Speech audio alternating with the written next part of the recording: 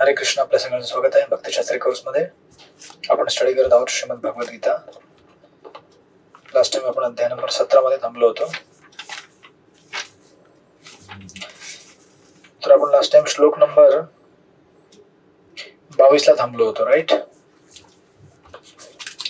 अदेशे काले यद्दानम अपात्रेभ्यश्च दीयते असत्कृतम अवज्ञातम तत्तामसम उदारतम. अयोग्य स्थळी, अकाळी, अपात्र व्यक्तींना आणि अनादराने तसेच अवहेलनापूर्वक दिल्या जाणाऱ्या दानाला तामसिक दान म्हटले जाते. तर आपण या अध्यायाच्या शेवटच्या सेक्शन मध्ये आपण आहोत आज. तर 1 ते 7 आपण पहिल्या सेक्शन मध्ये 1 ते 7 मध्ये बघितलं होतं. कशा प्रकारे प्रकृतीचे 3 गुण आपल्या वेगवेगळ्या श्रद्धा आणि उपासना निर्धारित करतात. श्लोक नंबर 8 ते 10 मध्ये आपण अन्न बघितलं होतं प्रकृतीच्या 3 गुणांमध्ये. 11 ते 13 मध्ये यज्ञ, 14 ते 19 मध्ये तपस्या, 20 ते 22 मध्ये दान. आता शेवटचा सेक्शन आहे 23 ते 28. यामध्ये आपण ओम तत्सत याचं कन्क्लुजन बघणार आहोत. श्लोक नंबर 23 वाचा. मधुसूदन प्रिय माताजी वाचा श्लोक नंबर 23.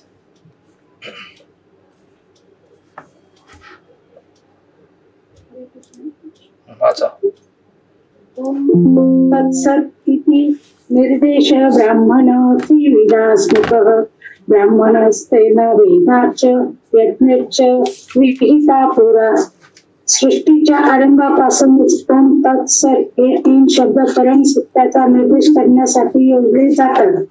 वेदयुक्त मंत्रांचे उच्चारण करताना आणि परब्रह्माच्या संतुष्टी प्रीत्यर्थ यज्ञ करताना ब्राह्मण या निर्देशनांचा उपयोग करीत असत. हरे कृष्ण. हरे कृष्ण. आता ह्या शेवटच्या सेक्शन मध्ये आतापर्यंत आपण बघितलं होतं प्रकृतीच्या 3 गुणांमध्ये असणारे यज्ञ, दान, तप किंवा अन्न वगैरे वगैरे. आता अचानक प्रकृतीच्या 3 गुणांच्या पलीकडे असणाऱ्या अध्यात्माची चर्चा चालू झालेली आहे. ओम तत्सत बेसिकली भगवंतांना ऍड्रेस करून म्हटलं जात आहे. आता अचानक हा सेक्शन असा काय स्टार्ट झालेला आहे शेवटचा. या अध्यायामध्ये तर तुम्ही आतापर्यंत प्रकृतीच्या 3 गुणांमध्ये स्थित असणाऱ्या वस्तूंबद्दल माहिती घेतात, पण अचानक प्रकृतीच्या 3 गुणांच्या पलीकडे जी असणारी वस्तुस्थिती आहे आध्यात्मिक, त्याबद्दल चर्चा चालू झाली या अध्यायामध्ये. तर याचं पूर्ण कनेक्शन असं आहे या मागच्या पूर्ण श्लोकांचा आणि या शेवटच्या 23 ते 28 5 श्लोकांशी. या अध्यायामध्ये आपण बघत आहोत वेगवेगळ्या प्रकारच्या श्रद्धा, राईट. मागच्या अध्यायामध्ये आपण बघितल्या होत्या जो वटवृक्ष आहे भौतिक जगाचा, याच्या वरच्या फांद्या, खालच्या फांद्या, दैवी आणि आसुरी, आणि मधल्या भागी आहेत ते लोक दैवी पण नाही, आसुरी पण नाही, राईट. मग आता तुम्ही जर याला विभाग करायला गेलात, तुम्हाला लिहून घ्यायचं असेल तर लिहून घ्या. 4 प्रकारचे श्रद्धेचे भाग असतात. 4 प्रकारच्या श्रद्धेचं विभाजन केलं जातं. सर्वात पहिली श्रद्धा असते भौतिकवादी. त्याला काही श्रद्धा नसते. बेसिकली भौतिकवादामध्ये श्रद्धा असते. Number 1 materialistic way of life, right. भौतिकवादी जीवन, ही झाली पहिली श्रद्धा, काइंड ऑफ, राईट. त्यानंतर दुसरी श्रद्धा असते नॉन स्क्रिप्चरल फेथ, किंवा ह्याला म्हणतात नॉन स्क्रिप्चरल, मराठीमध्ये काय म्हणणार, नॉन स्क्रिप्चरल फेथ, अशास्त्रीय किंवा बिना शास्त्रविधीची श्रद्धा. मग आता कसं असतं की काही लोक म्हणतात आमच्या घरची परंपरा आहे. काय परंपरा आहे? आमच्या घरची परंपरा आहे की तुम्ही सांगा एखादी परंपरा तुमच्या घरी जी शास्त्रीय नाहीये. कुठलं पण सांगा उदाहरण. या आपल्या घरी आपण पिढ्यानपिढ्या करत आलो आहोत, पण त्याला शास्त्रामध्ये काही उल्लेख नाहीये. जसं प्रभूजी आमच्याकडे पहिला मुलगा होतो त्याच्या शेंडीच्या वेळेस बकरी बळी दिले जातात. हरे कृष्ण. बरोबर आहे. उपनयन संस्कार किंवा त्याला काय म्हणतात मुंडन, राईट. मुंडन. मग मुंडनच्या वेळेला बकरी मारून मुंडन करायचं का? पण आमच्याकडे करतात, राईट. आमचे काहीतरी ट्रेडिशन आहे. आम्हाला काय माहित नाही कुठून आलेली, पण आम्ही करतो. शास्त्रामध्ये नक्कीच उल्लेख नाहीये, राईट. मग याला म्हणतात नॉन स्क्रिप्चरल किंवा अशास्त्रीय श्रद्धा. ठीक आहे, हे झालं दुसरी कॅटेगरी. अशी तुम्हाला बरेच उदाहरणं भेटतील, तुमच्या घरामध्ये शोधून काढा, तुम्हाला भेटतील की आपण अशा बऱ्याच गोष्टी करत आलेल्या आहोत ज्यांचा काही शास्त्रीय संदर्भ नाहीये, राईट. त्यानंतर तिसरी आहे स्क्रिप्चरल फेथ, शास्त्रीय श्रद्धा. तिसरी कॅटेगरी. पहिली श्रद्धा काय होती? भौतिकवादी. दुसरी होती अशास्त्रीय. मला तुम्ही म्हणाल की भौतिकवादी आणि अशास्त्रीय मध्ये फरक नाही झाला का? नाही, फरक आहे, पण दोन्ही समान नाही आहेत. जो भौतिकवादी आहे त्याला कुठल्याच गोष्टीवरती विश्वास नसतो आणि तो आपला कसं म्हणू शकतो. मग आता ही जी सेकंड कॅटेगरी आहे अशास्त्रीय, याला कमीत कमी एवढं आहे की त्याला मुंडन करायला पाहिजे, राईट. पण त्याच्यामध्ये काय केलं पाहिजे काय केलं नाही पाहिजे त्याला माहित नाहीये, म्हणून ते अशास्त्रीय झालं. तिसरी कॅटेगरी जी आहे शास्त्रीय स्क्रिप्चरल, ही जी काय झालं कोविड बरोबर? अरे चालू होत नव्हतं, आता चालू केलं मुलाने. ठीक आहे, हरे कृष्ण.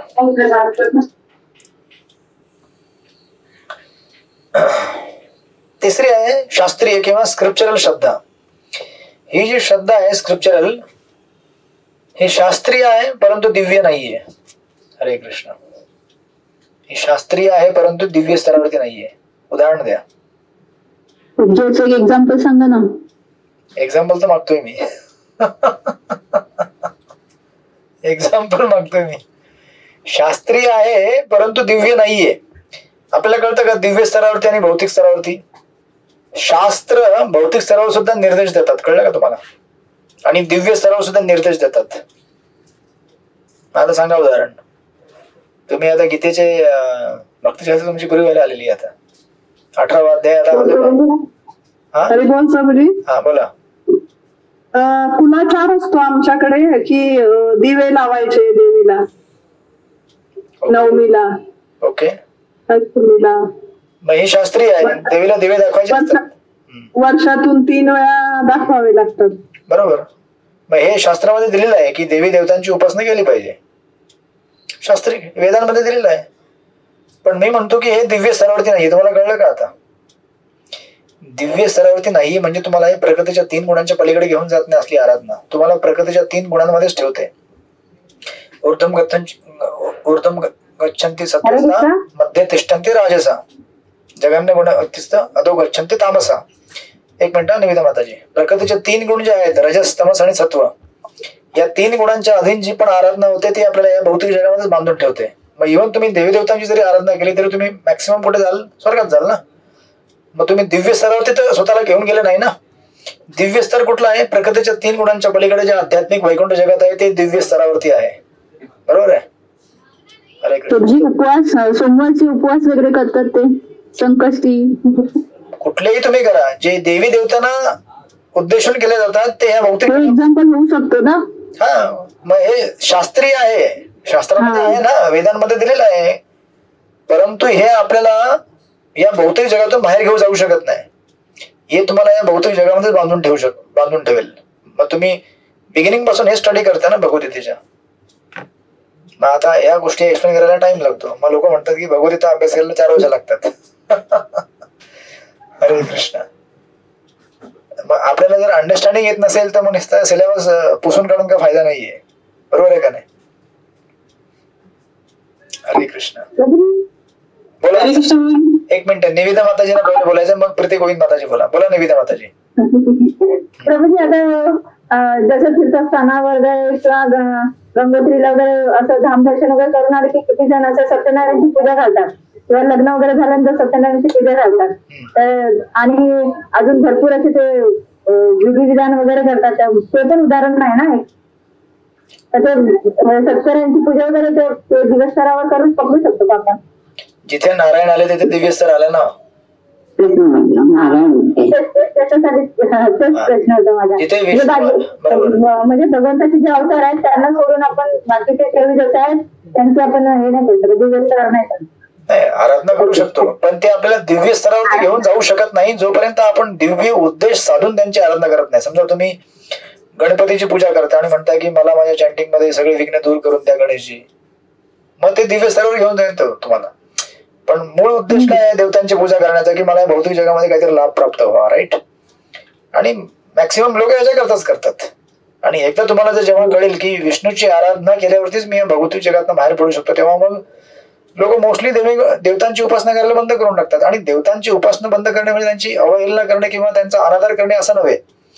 ते पण सगळे वैष्णव आहेत, आपल्याला त्यांच्या मनामध्ये सत्कार आणि सन्मान आहे. पण आपण नेहमीच असं म्हणतो ना, वैष्णवांकरता माझ्याकरता प्रार्थना करा, मला चांगला जप होऊ द्या, दरवाजा उघडा आहे खोलून द्या, राईट. जसं आपण म्हणतो ना वैष्णवांना प्रार्थना करतो, प्रभूजी माझ्याकरता प्रार्थना करा, मग तसं आपण देवतांना पण म्हणू शकतो. ते पण वैष्णव आहेत, म्हणू शकतो गणेशजी माझ्याकरता प्रार्थना करा, दुर्गा माझ्याकरता प्रार्थना करा, म्हणू शकतो, काय प्रॉब्लेम नाहीये. पण लोक जनरली करत नाहीत. म्हणून देवतांची उपासना ही मोस्टली भौतिक स्तरावरती असते. म्हणून तिसरी जी कॅटेगरी आहे शास्त्रीय आहे, श्रद्धा स्क्रिप्चरल आहे, परंतु ती काय आहे भौतिक स्तरावरती आहे, तुम्हाला दिव्य स्तरावरती घेऊन जाऊ शकत नाही. बोला प्रतीक गोविंद माताजी. प्रभूजी आपले सगळे इस्कॉनचे सिद्धांत, भगवद्गीता, भागवतांचे सगळे सिद्धांत आणि अटेम्प्टिव्हली चॅन्टिंग करून आपण भगवद्धामात जाऊ शकतो, ही शास्त्रीय श्रद्धा वाटते मला. ही शास्त्रीय श्रद्धा आहे ना? हो, मग ही शास्त्रीय श्रद्धा. हा, वाटते म्हणजे काय, ही शास्त्रीय श्रद्धाच आहे. हा, श्रद्धा तेच बोला, शास्त्रीय श्रद्धा म्हणजे हेच सगळे इस्कॉनचे सिद्धांत, भगवद्गीता, भागवतांची आणि अटेम्प्टिव्हली चॅन्टिंग म्हणजे शास्त्रीय श्रद्धा. हा, कुठलीही विधी किंवा कुठलीही संस्था किंवा कुठलीही साधन म्हणजे भजन किंवा साधन पूजन हे जेव्हा दिव्य आध्यात्मिक ग्रंथांवरती आधारित असतं, ज्याच्यामध्ये विष्णूचा उल्लेख आहे, तेव्हा आपली साधना, भक्ती, पूजा, जीवन सगळं हे दिव्य स्तरावर जातं. बरोबर आहे.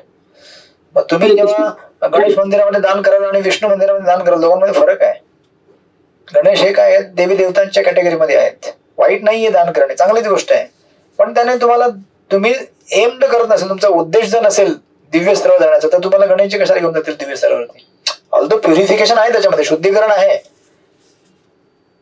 देवी देवतांची पूजा करण्याने आपलं शुद्धीकरण होत असतं हार्टचं, पण एकदम बारीक आणि स्लो होत असतं, राईट. म्हणजे समजा तुम्हाला देवी देवतांची उपासना केल्याने जर 100 पैकी 1% तुमचं शुद्धीकरण होत असेल, तर विष्णूची आराधना केल्याने 100%, असं म्हणजे एवढं तफावत आहे, एवढं अंतर आहे. 1% पण मी जास्त सांगितलं ऍक्च्युली, 0.1, 0.2, 0.3. कळलं का तुम्हाला? ओके, मग या झालं 3. ठीक आहे. पहिली आहे भौतिकवादी श्रद्धा, ती ऑलमोस्ट श्रद्धाच नाहीये, भौतिक जीवनामध्ये जीवन जगतोय तो. दुसरी आहे अशास्त्रीय श्रद्धा, म्हणजे आपल्या घरामध्ये असणारे रीतिरिवाज, परंपरा ज्या काय आपण करतोय, पण त्याला शास्त्रीय संदर्भ नाहीये. तिसरी कॅटेगरी आहे शास्त्रीय, परंतु ती आध्यात्मिक स्तरावरती नाहीये, ती भौतिक स्तरावरती आहे. तुम्ही लक्षात ठेवून घ्या, आता आपण गीतेच्या जेव्हा अंतला येतो ना, तेव्हा काइंड ऑफ गीतेची समरी यायला स्टार्ट होते. ही गीतेची समरी आहे ऍक्च्युली बघायला गेलं तर, ही गीतेचा सारांश आहे हा. आपण भौतिक जीवनामध्ये होतो, मग थोड्या परंपरा फॉलो करायला लागलो, मग आपण देवी देवतांची पूजा करायला लागलो, कारण मग ही योगा लॅडरची सिरीज लक्षात ठेवा. या 3 झाल्या. मग आता त्यानंतर चौथी कॅटेगरी आहे दिव्य श्रद्धा, ट्रान्सेंडेंटल फेथ. चौथी कॅटेगरी दिव्य श्रद्धा किंवा ट्रान्सेंडेंटल फेथ, राईट. दुसरी काय सांगितलं प्रभूजी? दुसरी परत रिपीट करतो. पहिली भौतिकवादी श्रद्धा, दुसरी अशास्त्रीय श्रद्धा, श्रद्धा आहे पण ते शास्त्रावरती आधारित नाहीये, अशास्त्रीय. तिसरी आहे शास्त्रीय श्रद्धा, परंतु ती आपल्याला दिव्य स्तरावरती घेऊन जात नाही, ती देवी देवतांच्या उपासनेपर्यंतच असते. आणि चौथी आहे ट्रान्सेंडेंटल फेथ किंवा दिव्य श्रद्धा, जी आपल्याला आध्यात्मिक स्तरावरती घेऊन जाईल. मग आता तुम्हाला या नावानेच कळत आहे, जी श्रद्धा आपल्याला दिव्य स्तरावरती घेऊन जाईल, त्या श्रद्धेमध्ये कोणाची उपासना केली जाईल?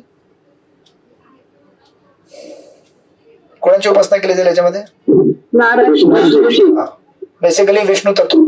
याच्यामध्ये विष्णू तत्व म्हणजे लक्ष्मीनारायण, सीताराम, राधाकृष्ण, लक्ष्मी नरसिंह, सगळे जे विष्णू तत्व याच्यामध्ये आले, राईट. मग आता तुम्ही म्हणत असाल की याचा आता मागच्या या अध्यायामध्ये डिस्कस जे आपण केलं त्याचा आणि ह्या 23 श्लोकाचा संबंध काय? हा संबंध आहे. बघा, आता जेव्हा मनुष्य भौतिक जगामध्ये एकतर भौतिकवादी असतो, पहिली कॅटेगरी, तो कधी दिव्य स्तरावर जाऊ शकत नाही. दुसरी कॅटेगरी अशास्त्रीय श्रद्धेमध्ये असतो तेव्हा मात्र दिव्य सराव जाऊ शकत नाही. तिसरी कॅटेगरी शास्त्रीय विधी पालन करतो परंतु देवी देवतांच्या उपासनेपर्यंतच असतो तरी सुद्धा दिव्य सराव जाऊ शकत नाही. मग म्हणजे हे बेसिकली प्रकृतीचे 3 गुण झाले. पहिली कॅटेगरी तमोगुण आहे, दुसरी रजगुण आहे, तिसरी काइंड ऑफ हलकी सत्वगुण आहे. राईट, देवी देवतांची सत्व नाहीये एवढी पण काइंड ऑफ. जेव्हा आपल्याला प्रकृतीच्या 3 गुणांच्या पलीकडे जायचं आहे तेव्हा आपण कोणाची उपासना केली पाहिजे? विष्णूची. म्हणून या श्लोकामध्ये काय सांगितलेलं आहे? 23 नंबर इथे भगवंत म्हणतात सृष्टीच्या आरंभापासूनच ओम तत्सत 3 शब्द परम सत्याचा निर्देश करण्यासाठी योजलेले जातात. बरोबर आहे. वेदोक्त मंत्रांचे उच्चारण करताना आणि परब्रह्माच्या संतुष्टी प्रित्यर्थ यज्ञ करताना ब्राह्मणीय निर्देशनाचा उपयोग करीत असतात. मग अचानक तुम्ही देवाबद्दल पहिले तर तुम्ही सगळे प्रकृतीच्या 3 गुणांबद्दल बोलत होतात आणि अचानक तुम्ही आता दिव्य स्तराबद्दल का बोलताय? म्हणण्याचा उद्देश असा आहे, भगवंत म्हणण्याचा प्रयत्न करतायत कि देख अर्जुन, इस संसार में सारी चीजें क्या है? भौतिक प्रकृति के 3 गुणों से मलिन है. राइट. इनमें अगर शुद्धि लानी है या फिर अपने सारे कार्यों में शुद्धि लानी है तो उन कार्यों के साथ साथ हमें भगवान के नाम का जाप करना चाहिए. बेसिकली चॅन्टिंग स्टार्ट केलं इथं भगवंताने. राइट. ओम तत्सत काय आहे? भगवंताचं नाव आहे. बेसिकली भगवंत काय म्हणतायत कि आप जब तक किसी भी कार्य में, किसी भी वस्तु में, किसी भी स्थान में जब तक भगवान विष्णु का नाम उच्चारण नहीं करेंगे, उनके लिए सेवा नहीं करेंगे, उनके लिए दान नहीं करेंगे, उनके लिए पूजा नहीं करेंगे, तब तक आपका कार्य आध्यात्मिक स्तर तक नहीं पहुंच सकता या फिर आपको लॉन्ग लास्टिंग रिझल्ट नहीं दे सकता. आपल्याला या जगामध्ये देवी देवतांची पूजा करून जी फळं भेटतात ती फळं कशी आहेत? क्षणिक आहेत. राईट. क्षणिक आहेत का ना देवी देवतांची उपासना केलेली फळं. पण आपण जर विष्णूची आराधना केली तर आपल्याला शाश्वत त्याने रिझल्ट भेटेल. शाश्वत रिझल्ट म्हणजे काय? आपण वैकुंठामध्ये जाऊ तेव्हा शाश्वत राहू ना आपण. तुम्हाला कळतो का कनेक्शन काय आहे मागच्या श्लोकांचं आणि या 23 श्लोकाचं? कनेक्शन कळलं का तुम्हाला? राईट. हा कनेक्शन आहे. मग आता ह्याला जेव्हा एलिब्रेट करतात प्रभुपाद तात्पर्यामध्ये, कृष्णा प्रभूजी. बोला सुखदारायण माताजी. प्रभूजी, माझे एक परिचयाचे डॉक्टर आहेत, त्यांनी आपली इस्कॉनची दीक्षा घेतलेली आहे. त्यांना दीक्षेचं नाव पण दिलेलं आहे. त्यांनी दत्त संप्रदायाची पण दीक्षा घेतलेली आहे. त्यानंतर मग त्या म्हणजे हे काय म्हणायचं, रामरक्षा स्तोत्र किंवा दत्ताचे सगळे आहेत. प्रत्येक गोष्टीमध्ये त्यांचा इतका प्रचंड अभ्यास आहे की मला बघूनच चक्कर येते, म्हणजे कसं एवढं लक्षात राहतो. आणि आता ही देवी आराधनामध्ये त्यांनी देवीची उपासना केली आहे. म्हणजे सर्व देवी देवतांचा मी त्यांना एकदा प्रश्नही विचारला की म्हणताजी या सगळ्यातनं तुम्हाला काय कळलेलं की आपण एवढ्या सगळ्या देवांचा आपण करतोय, पण सर्वश्रेष्ठ कोण आहे? तर ते म्हणाले कृष्ण तत्व. मग मी म्हणाले जर आपल्याला हे पटलंय आणि कळलंय, याची आपल्या श्रद्धा आहे, तर मग आपण हे सर्व का करतो? तर ते फक्त हसल्या प्रभूजी. आणि आता जी नवरात्री साधना होती त्याच्यामध्ये कृष्णाने देवीची स्तुती केलेलं स्तोत्र आहे संस्कृत मधलं छान.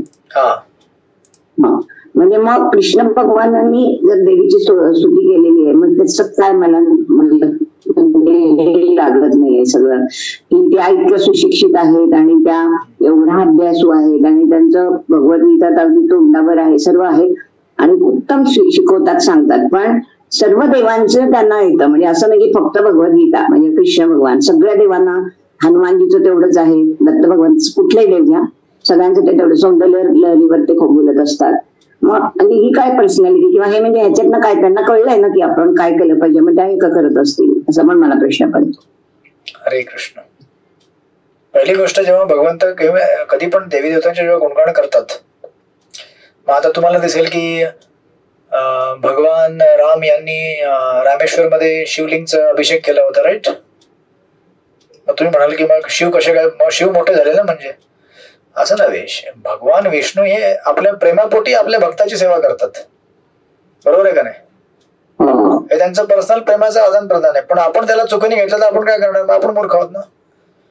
मग आपण मग त्याचा तोडगा काय लावतो? म्हणजे याचा अर्थ की शिव महान है, लेकिन शिव को पूछेंगे तो शिव क्या करते हैं? शिव किसके ऊपर जप करते रहते हैं? राम नाम. बरोबर आहे का नाही? मग आपल्याला कळलं पाहिजे की शिवजींचे आराध्य कोण आहेत? विष्णू आहेत. विष्णू आहे. आणि देवी जी आहे, देवी शिवजींची कोण आहे? पत्नी आहे. हरे कृष्ण. मग पत्नी जी आहे ती पतीला फॉलो करेल की कोणाला फॉलो करेल? मग आता पती जर विष्णूचा भक्त असेल तर पत्नी काय मग दुसऱ्या कोणाची भक्त बनेल का? पार्वतीने विचारलंच होतं ना की थोडक्या शब्दामध्ये मला कसं नाव घ्यायचं, राम राम राम. करेक्ट. मग याने तर आपल्याला क्लिअर कळत आहे की या जगामध्ये सर्वश्रेष्ठ तत्व जे आहे ते विष्णू तत्व आहे. आता राहिला प्रश्न त्या माताजींचा, ते असं का करतायत तो त्यांचा प्रश्न आहे. पण म्हणजे मग आपल्याला अजून आपण क्लिअर होत नाही का एवढा अभ्यास केल्यावर, किंवा आपली जात नाहीयेत का? मला तर प्रश्न नाही, असं नाहीये. सी लक्षात ठेवा. आता फॉर एक्झाम्पल मी तुम्हाला सांगतो उदाहरणार्थ. मी जिथनं आलो ना तिथे मी पहिले अष्टविनायक मंदिरामध्ये राहून जवळजवळ माझ्या वयाच्या 12वी पर्यंत किती वय असतं? 12वी 13वी 14वी पर्यंत किती वय असतं? 20 वर्ष ना, 20-21 वर्ष. नाही, कमी असतं का? 17 वर्ष. बस. हरे कृष्ण. ठीक आहे, 18 वर्ष 20 वर्ष काय असेल ते. मी 14वी पर्यंत, तुम्हाला माहिती असेल ते अष्टविनायक मंदिर आहे पालीमध्ये, रायगडला. पाली म्हणून जागा आहे, तिथे अष्टविनायक मंदिर आहे, बरोबर आहे. तर तिथे मी राहिलेलो आहे 14 वर्ष, म्हणजे 14वी पर्यंत. नंतर मग ग्रॅज्युएशनला मग नंतर हळूहळू इकडे मुंबईपर्यंत सरकलो, मी इकडे आलो. मग आता मी ज्या ठिकाणी राहिलेलो आहे जिथे, आणि त्या गणेश मंदिरामध्ये जायचो आम्ही दर्शनाला, मेनली पेढा खायला प्रसाद, राईट. आणि मग तिथे त्या मंदिराच्या बाजूला एक तलाव होता पाण्याचा. त्या तलावामध्ये आम्ही पावसाळ्यामध्ये पोहायचो. किती? 5-6 तास. हरे कृष्ण. डोळे धुसर होईपर्यंत, लाल होईपर्यंत. त्या मंदिराची आम्हाला ओढ आहे. मग आता कसं असतं, मी जेव्हा तिकडे जातो तेव्हा मंदिरामध्ये दर्शनाला जातो गणेशजींच्या. आणि जेव्हा मला कधी असं वाटतं की काही प्रार्थना कराव्या, काही ऑब्स्टॅकल्स आहेत आपल्या स्पिरिच्युअल लाईफ मध्ये, मी तेव्हा प्रार्थना करतो गणेशजींना की माझे विघ्न दूर व्हावेत आध्यात्मिक जीवनातले. मग याच्यामध्ये काही वाईट नाहीये. जेव्हा मला माहितीये परमतत्व कोण आहे, परंतु परमतत्वाकडे पोहोचण्याकरता आपल्याकडे जर भरपूर काही सुविधा असतील, तुम्ही सगळे मार्ग अवलंबून घ्या ना. देवी देवता हे सगळे देवतांचे उपासक आहेत, भगवंतांचे उपासक आहेत. आणि ते ऍक्च्युअली जेव्हा बघतात की एखादा भक्त जर भगवंताकडे जायचा प्रयत्न करत असेल तर ते मदत पण करतात, राईट. हे सगळे वैष्णव आहेत ना, भले काम असतील पण त्यांना माहिती आहे की भगवान की शुद्ध भक्ति करना सर्वश्रेष्ठ चीज है. मैं भले कर नहीं पा रहा हूँ, कोई देवता सोचता है, लेकिन ये तो करने की कोशिश कर रहा है. मग याच्यामध्ये काही वाईट नाहीये जर आपण त्यांची स्तुती गायली आणि त्यांना प्रार्थना केली की मला तुम्ही भगवंताकडे जाण्याकरता मदत करा. मग त्या माताजींचा भाव तसा असावा, राईट, की बाबा या म्हणजे इतर देवदेवतांची आपण पूजा किंवा तुम्ही म्हणता त्याची स्तुती करणं किंवा भक्ती करून आपण कृष्णाकडे जाऊ शकतो. कारण मला स्वतःला अनुभव आहे की मला गणपतीनेच आणले कृष्णाकडे. मी गणपतीची खूप भक्त होते, बरोबर, आणि मला ते माहिती आहे. पण म्हणजे याचा अर्थ असं, पण मी गणपतीला विसरणार नाही ना, कारण त्यांनी मला तिथपर्यंत नेलेलं आहे. करेक्ट. मग आता त्यांची पण पूजा करते. करेक्ट. मी त्यांची पूजा करते. आता गणेश तसं असेल तर तसं असेल प्रभूजी, तर माझं असं म्हणणं आहे की मग लोकांनी देवी देवतांची पूजा केली तर कुठे बिघडलं? कारण ते आपल्याला शेवटी कृष्णापर्यंत नेऊन सोडतायत. थांबा, दोन गोष्टी मिक्स नका होऊन द्या. सी, जेव्हा तुम्ही कृष्ण भक्त बनता आणि देवी देवतांची तुम्ही आराधना करता की मला कृष्णाकडे जाऊ दे, ती गोष्ट असते वेगळी. आणि जेव्हा तुम्हाला कृष्ण कोण आहे ते माहित नसतं आणि तुम्ही फक्त देवी देवतांची उपासना करता, तेव्हा फक्त तुम्ही भौतिक गोष्टींची अभिलाषा करता, ही गोष्ट वेगळी असते. कळलं का तुम्हाला? आता तुम्हाला कळलेलं आहे की कॅबिनेट मिनिस्ट्री में कौन कौन है, प्राइम मिनिस्टर कौन है, देश का चीफ मिनिस्टर कौन है, स्टेट का, यहाँ का मॅनेजर कौन है, गव्हर्नर कौन है, बरोबर आहे का नाही? पण तेव्हा तुम्हाला कळलं नसेल, तेव्हा तुम्ही फक्त विचार करता की गव्हर्नरही देश का प्राईम मिनिस्टर आहे, म्हणजे चुकीचं आहे ना. मग त्याच्या आराधनेमध्ये आणि तुमच्या आराधनेमध्ये फरक आहे. आता आपल्याला कळलेलं आहे. मग आता आपण जेव्हा देवी देवतांकडे बघतो किंवा त्यांचे दर्शन आपल्याला होतात मंदिराचे, तेव्हा आपण जेव्हा प्रार्थना करतो तेव्हा आपल्या प्रार्थना वेगळ्या असतात की मला बाबा कृष्णाकडे जाऊ दे, मला तुम्ही माझ्या जीवनातले. आणि याच्यापूर्वी जेव्हा तुम्ही गणेशकडे जायचे तेव्हा तुम्ही असं थोडी बोलायचे. तेव्हा काय म्हणायचे, अरे नवसाचा नारळ फोडून दे बाबा, एक साडी देते तुला देवीला, किंवा गणेशजीला एक बाप्पा तुला एक हे देते, काय तुम्ही देता ते नारळ देता, पेढा देता, काय. कळलं का तुम्हाला? याचा सर्व कसं आहे म्हणजे त्याच्यात काही वेगळं नाहीये. आपण इतर देवांची भक्ती करत असताना म्हणजे आता मला एकदम डायरेक्ट प्राईम मिनिस्टरकडे नाही जात आहेत, जरी मला माहितीये की ते होलसेल आहेत, तर आपल्याला मधल्या लोकांना डावलता नाही येणार आहे. त्यांचं करून आपण तिथपर्यंत निश्चित पोहोचतो आणि सगळं आपल्या तिथपर्यंतच जाणार आहे असं. बरोबर हा बरोबर आहे. आणि अनिवार्य नाही की त्यांची पूजा केलीच पाहिजे, आपल्याला अनिवार्य नाहीये. पण एखाद्याला वाटत असेल की मी बाबा गणेशजींचा किंवा दुर्गाचा मला आशीर्वाद पाहिजे आणि मला मग कृष्णाकडे जाण्याकरता मदत होईल, तुम्ही घ्या. पण अनिवार्य नाहीये, कंपल्सरी नाहीये. आणि त्याला भक्ती पण म्हणत नाही. ऍक्च्युली भक्ती फक्त ही विष्णू करता असते, लक्षात ठेवा. काही मागण्यासाठी नाही इतर देवांची पूजा, पण त्यांना आपण हे पण नाही करू शकत की त्यांच्यापासूनच आपण पुढे जाणार आहोत असं मला कधीतरी वाटलं. गणपती बाबतीत मला तसं झालं. म्हणून आता यांचं पण त्यांनी मला उत्तर नाही दिलं त्या मॅडमनी काही असं कळलंय. पण म्हटलं पण प्रचंड अभ्यास आहे आणि एकाच वेळी इतक्या प्रकारचे लोक गाडे अभ्यासक असू शकतात. तर म्हणजे मी त्यांना म्हणलं कृष्ण कृपा आहे तुमच्यावर माताजी, इतकं तुम्हाला येतंय आणि एवढं तुम्हाला सगळं जमतंय. तर हो म्हणाल्या. आणि त्या हे आहेत आपले दीक्षाधारी आहेत आपल्याशी इस्कॉनचे. हरे कृष्ण. म्हणजे आता जे इतकी चर्चा आपली अगोदर झाली ना की सत्यनारायणची पूजा होते किंवा आमचं होतं तसं होतं, तर सत्यनारायण तर नारायणच आहेत, त्याबद्दल काही प्रश्नच नाही. पण इतरही देवदेवतांची आमच्याकडे वैयक्तिक लग्न झालं तर जागरण गोंधळाला बकरी कापली जाते. आता तो अलग बागे नाही, खरं तर आमच्या घरात आम्ही पुरणपोळी देतो. पण म्हणजे ह्या प्रथा आहेत आणि त्या काहीतरी नष्ट हो, म्हणजे काही संकट येणारी इडापिडा काही आपण म्हणतो ती जावी यासाठी त्या केले जातात. म्हणजे नॉर्मली काही त्रास होऊ नये पुढे जाण्यासाठी. करेक्ट. हरे कृष्ण. गणेशजी हरे कृष्ण प्रभूजी. प्रभूजी हरे कृष्ण. बोला चित्रा सखी माताजी, सुंदरी माताजी. कृष्ण प्रभूजी. हा प्रभूजी, माझा एक प्रश्न होता. आपला वैष्णव भक्त आहे आणि थोडीफार भक्ती करतो आपण भगवंताची. नवरात्री उपवास असतो, हरतालिका, महाशिवरात्र, मग हे उपवास आपण केली पाहिजे की नाही केली पाहिजे?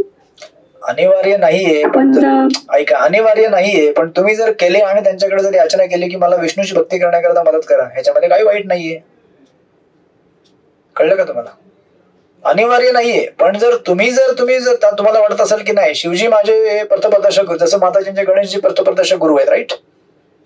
मग तुम्हाला वाटत असेल की माझे पथप्रदर्शक गुरु शिवजी आहेत, त्यांनी मला विष्णूकडे आणलेले, मग तुम्हाला पण वाटतं ना की विष्णू त्यांच्याकरता काहीतरी करावं, करा. पण उद्देश काय असावा की मला विष्णूकडे जाण्याकरता मदत व्हावी. मग देवता पण प्रसन्न होतात, राईट, आणि मदत करतात.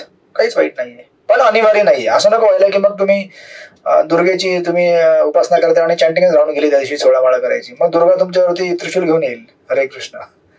ते म्हणेल की माझ्या आराध्य देवाची उपासना सोडून तू माझी उपासना करते आणि चॅन्टिंग सोडून दिली, मग हे चुकीचं आहे, राईट? आपली साधना करून तुम्हाला वेळ आहे आणि तुम्हाला इच्छा आहे, तुम्ही करा, काय प्रॉब्लेम नाहीये, राईट? अशा प्रकारे.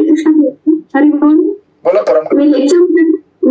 लेक्चर मध्ये ऐकलेलं होतं की जसं म्हणजे आपण जसं त्यांच्या दिवशी 9 वाजून घरात येते, ती घरातल्या सगळ्या व्यक्तींचा आदर करते, घरातल्या सगळ्या व्यक्तीचा, सासू सासू सगळ्यांचा आदर करते ती. पण खरं प्रेम तिचं तिच्या पतीवर असतं. ती सगळ्यांना घरात पण आदरही करते आणि प्रेमही तेवढ्याच पद्धतीने करते. पण जे तिचं काय खरं प्रेम ती देते तर ती आपल्या पतीला देते. त्याच पद्धतीने पण आपल्याला जसं आपण इथं देवतांचा आदर करतो, त्यांच्याशी प्रेम करतो, पण आपलं खरं प्रेम आपल्या विष्णू तत्वावर आहे, भगवंतांवर आहे. बरोबर. घरी सासू सासरे नाही येत ना तिथे. हरे कृष्ण. हरे कृष्ण. मग बाकीचा म्हणजे इतर प्रश्नांचं उद्भवण्याचे प्रश्नच येत नाही ना करू. बरोबर. पण घरी आपण सगळ्यांवरती प्रेम करावं. हरे कृष्ण. नाही तर सासूबाई एकच असतील तरी झालं काम तुमचं. पण चांगलं उदाहरण आहे. हरे कृष्ण. जेव्हा आपण भक्त बनवू तेव्हा आपण सगळ्यांवरती प्रेम करू, इन द सेन्स की विष्णू हे आपल्याकरता आराध्य आहेत, पण त्यांच्याशी संबंधित जो पण आहे तो पण माझा सखा आहे, राईट? तो पण माझ्याकरता प्रिय होऊन जातो. विश्वम पूर्ण सुख आहे ते, something like that. Okay, so like that. मग आता इथे 23व्या श्लोकामध्ये भगवंत म्हणतात ओम तत्सत बोलो आप. क्यों बोलो ओम तत्सत? क्योंकि ओम तत्सत बोलने से जितनी भी चीजें हैं, वस्तु है, जगह है, स्थान है, हमारी वाचा है, हमारा मन है, सब शुद्ध हो जाएगा, राइट? म्हणजे इनडायरेक्टली प्रकृतीच्या 3 गुणातून बाहेर पडून आध्यात्मिक स्तरावर जाण्याकरता ही एक विधी दिलेली आहे भगवंतानी. मग कसं होतं की सुरुवातीला आपली श्रद्धा कशी आहे भौतिकवादी, भौतिकवादीतनं आपली श्रद्धा होईल थोडी अशास्त्रीय, अशास्त्रीयतून शास्त्रीय आणि शास्त्रीयतून काय होईल आपली फायनली टोटली दिव्य स्तरावरती जाईल. हे त्याचं प्रोग्रेशन आहे. जेव्हा आपण चॅन्टिंग स्टार्ट करतो हरे कृष्ण कृष्ण कृष्ण हरे हरे हरे राम राम राम हरे हरे, राईट, अशा प्रकारे. म्हणून इथे जो दिलेला आहे ओम तत्सत प्रभुपाद पण तात्पर्यामध्ये लिहितात तप यज्ञ दान आणि आहार याचे सात्विक राजसिक आणि तामसिक असं 3 प्रकारे वर्गीकरण करण्यात येते व याचे वर्णन पूर्वी करण्यात आले आहे. परंतु ते प्रथम द्वितीय किंवा तृतीय कोणत्याही श्रेणीचे असले तरी ते प्राकृतिक गुणांनी कुलुषित असल्याचे बद्धच असतात बघा, राईट. म्हणजे कुठल्या तरी 3 श्रद्धेमध्ये असेल ते. परंतु जेव्हा तप दान यज्ञ आणि आहार यांचा उपयोगात ओम तत्सत अर्थात पुरुषोत्तम श्री भगवान यांच्या प्रित्यर्थ केला जातो तेव्हा ती आध्यात्मिक उन्नतीची साधने बनतात. शास्त्रांमध्ये याच ध्येयाचा उल्लेख करण्यात आलेला आहे. ओम तत्सत हे 3 शब्द विशेष करून परम सत्य पुरुषोत्तम श्री भगवान यांचा निर्देश करतात, राईट. मग आता ओम म्हणजे त्यांना ऍड्रेस करण्याकरता उच्चारलेला शब्द आहे ओम, राईट, जे परम सत्याला इन्व्होक करते किंवा प्रकट करते. ओम तत् म्हणजे जे इथे आहे, ओम जे इथे आहे, ओम तत्. आणि सत म्हणजे जे इथे आहे ते कोण आहे, सनातन आहे. कळलं का तुम्हाला? 3 शब्द आहेत. ओम म्हणजे आपण परम सत्याला इन्व्होक करतो. तत् म्हणजे याचा अर्थ असा होतो जे इथे आहे ते. आता जे इथे आहे ते कोण आहे, ते सत आहे. सत म्हणजे काय, सनातन आहे, जे कधी नष्ट होत नाही, राईट. सत्य आहे ते, परम सत्य आहे, अशा प्रकारे. मग आता कसं असतं की इथे आता कृष्ण डायरेक्टली म्हणू शकले असते ना, हरे कृष्णा बोलो हरे कृष्णा बोलो, बरोबर आहे. मग आता हरे कृष्णाऐवजी भगवंत ओम तत्सत का म्हणायला म्हणतायत? कसं असतं की या संसारामध्ये किंवा या जगामध्ये असे बरेच लोक आहेत जे डायरेक्टली देवाचं नाव घेण्याकरता कचरतात. स्पेशली हा जो सेक्शन आहे आपला ज्ञानी सेक्शन आहे, ज्ञानी लोकांचा. ज्ञानी लोक भगवंतांना डायरेक्टली त्यांच्या पर्सनल नावाने उच्चारत नाहीत. त्यांना निर्विशेष निराकारावरती जास्त आसक्ती असते, राईट. म्हणून अशा लोकांना करता भगवंत म्हणतात ओम बोलो ओम बोलो, क्योंकि वो डायरेक्ट कृष्ण कृष्ण बोलने वाला नहीं है. मग कसं असतं की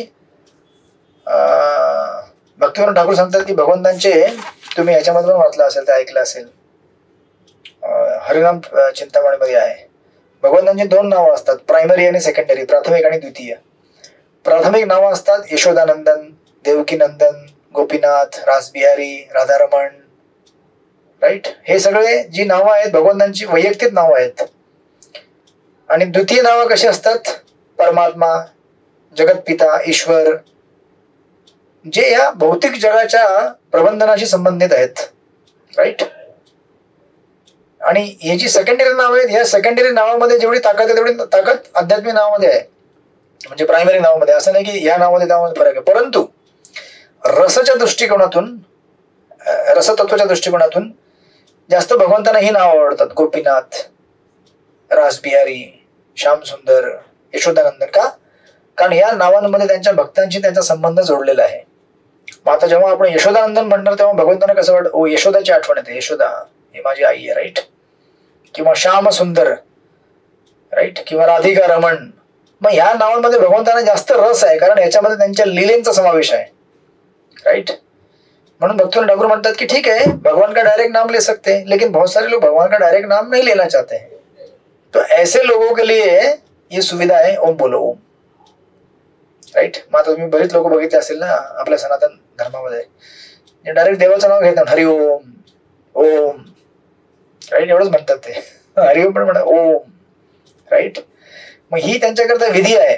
आणि तुम्ही जर युनिव्हर्सली जर बघितलं पूर्ण विश्वामध्ये, तर ऍक्च्युअली ओम हे दुसऱ्या धर्मामध्ये तुम्हाला दिसेल. जसं इंग्रजीमध्ये त्याला म्हटलं जातं ऑमनिपोटेंट, राईट. ऑमनिपोटेंट म्हणजे भगवंत हे पॉवरफुल आहेत सर्व दृष्टिकोनातून. किंवा ऑमनिशियंट हा इंग्लिशमध्ये शब्द आहे. ऑमनिशियंट म्हणजे ऑल नोईंग, त्याला सगळे कळतं भगवंतांना, अंतर्यामी आहे, सगळीकडे काय होतं ते कळत असतं, ऑमनिशियंट. मग तुम्ही बघा, एक तर ऑमनिपोटेंट किंवा ऑमनिशियंट ही सगळी नावं स्टार्ट कुठनं होतात, ओम पासूनच स्टार्ट होतात. ओम, कळलं का? किंवा अजून एक आहे अब्राहमिक रिलिजन मध्ये एक शब्द आहे आमेन किंवा आमीन म्हणतात ना, आमेन, ते पण ओम पासून स्टार्ट होतं. राईट? म्हणजे एक तऱ्हेने बघायला गेलं तुम्ही पूर्ण विश्वभर तर ओम हा शब्द जो आहे सगळ्या ऑलमोस्ट सगळ्या धर्मांमध्ये तुम्हाला आढळेल. म्हणजे याचं युनिव्हर्सल अपील आहे ऍक्च्युली बघायला गेलं तर. राईट? तर गीतेमध्ये भगवंत 7व्या अध्यायाच्या 8व्या श्लोकामध्ये सुद्धा म्हणतात प्रणव सर्व वेदेशु. राईट? की प्रणव जो आहे ओमकार तो मी आहे भगवंत म्हणतात ना डायरेक्ट. मग ज्या लोकांना डायरेक्ट माझं नाव घ्यायचं नाही त्यांनी ओम म्हणा. आणि तत् म्हणजे काय? कधी कधी लोक म्हणतात तत्वमसी, कि वो तत्व मैं हूं. तो वो तत्व मैं मतलब मैं नहीं हूं, वो भगवान है, ईश्वर. राईट? आणि सत म्हणजे भगवंत कोण आहेत?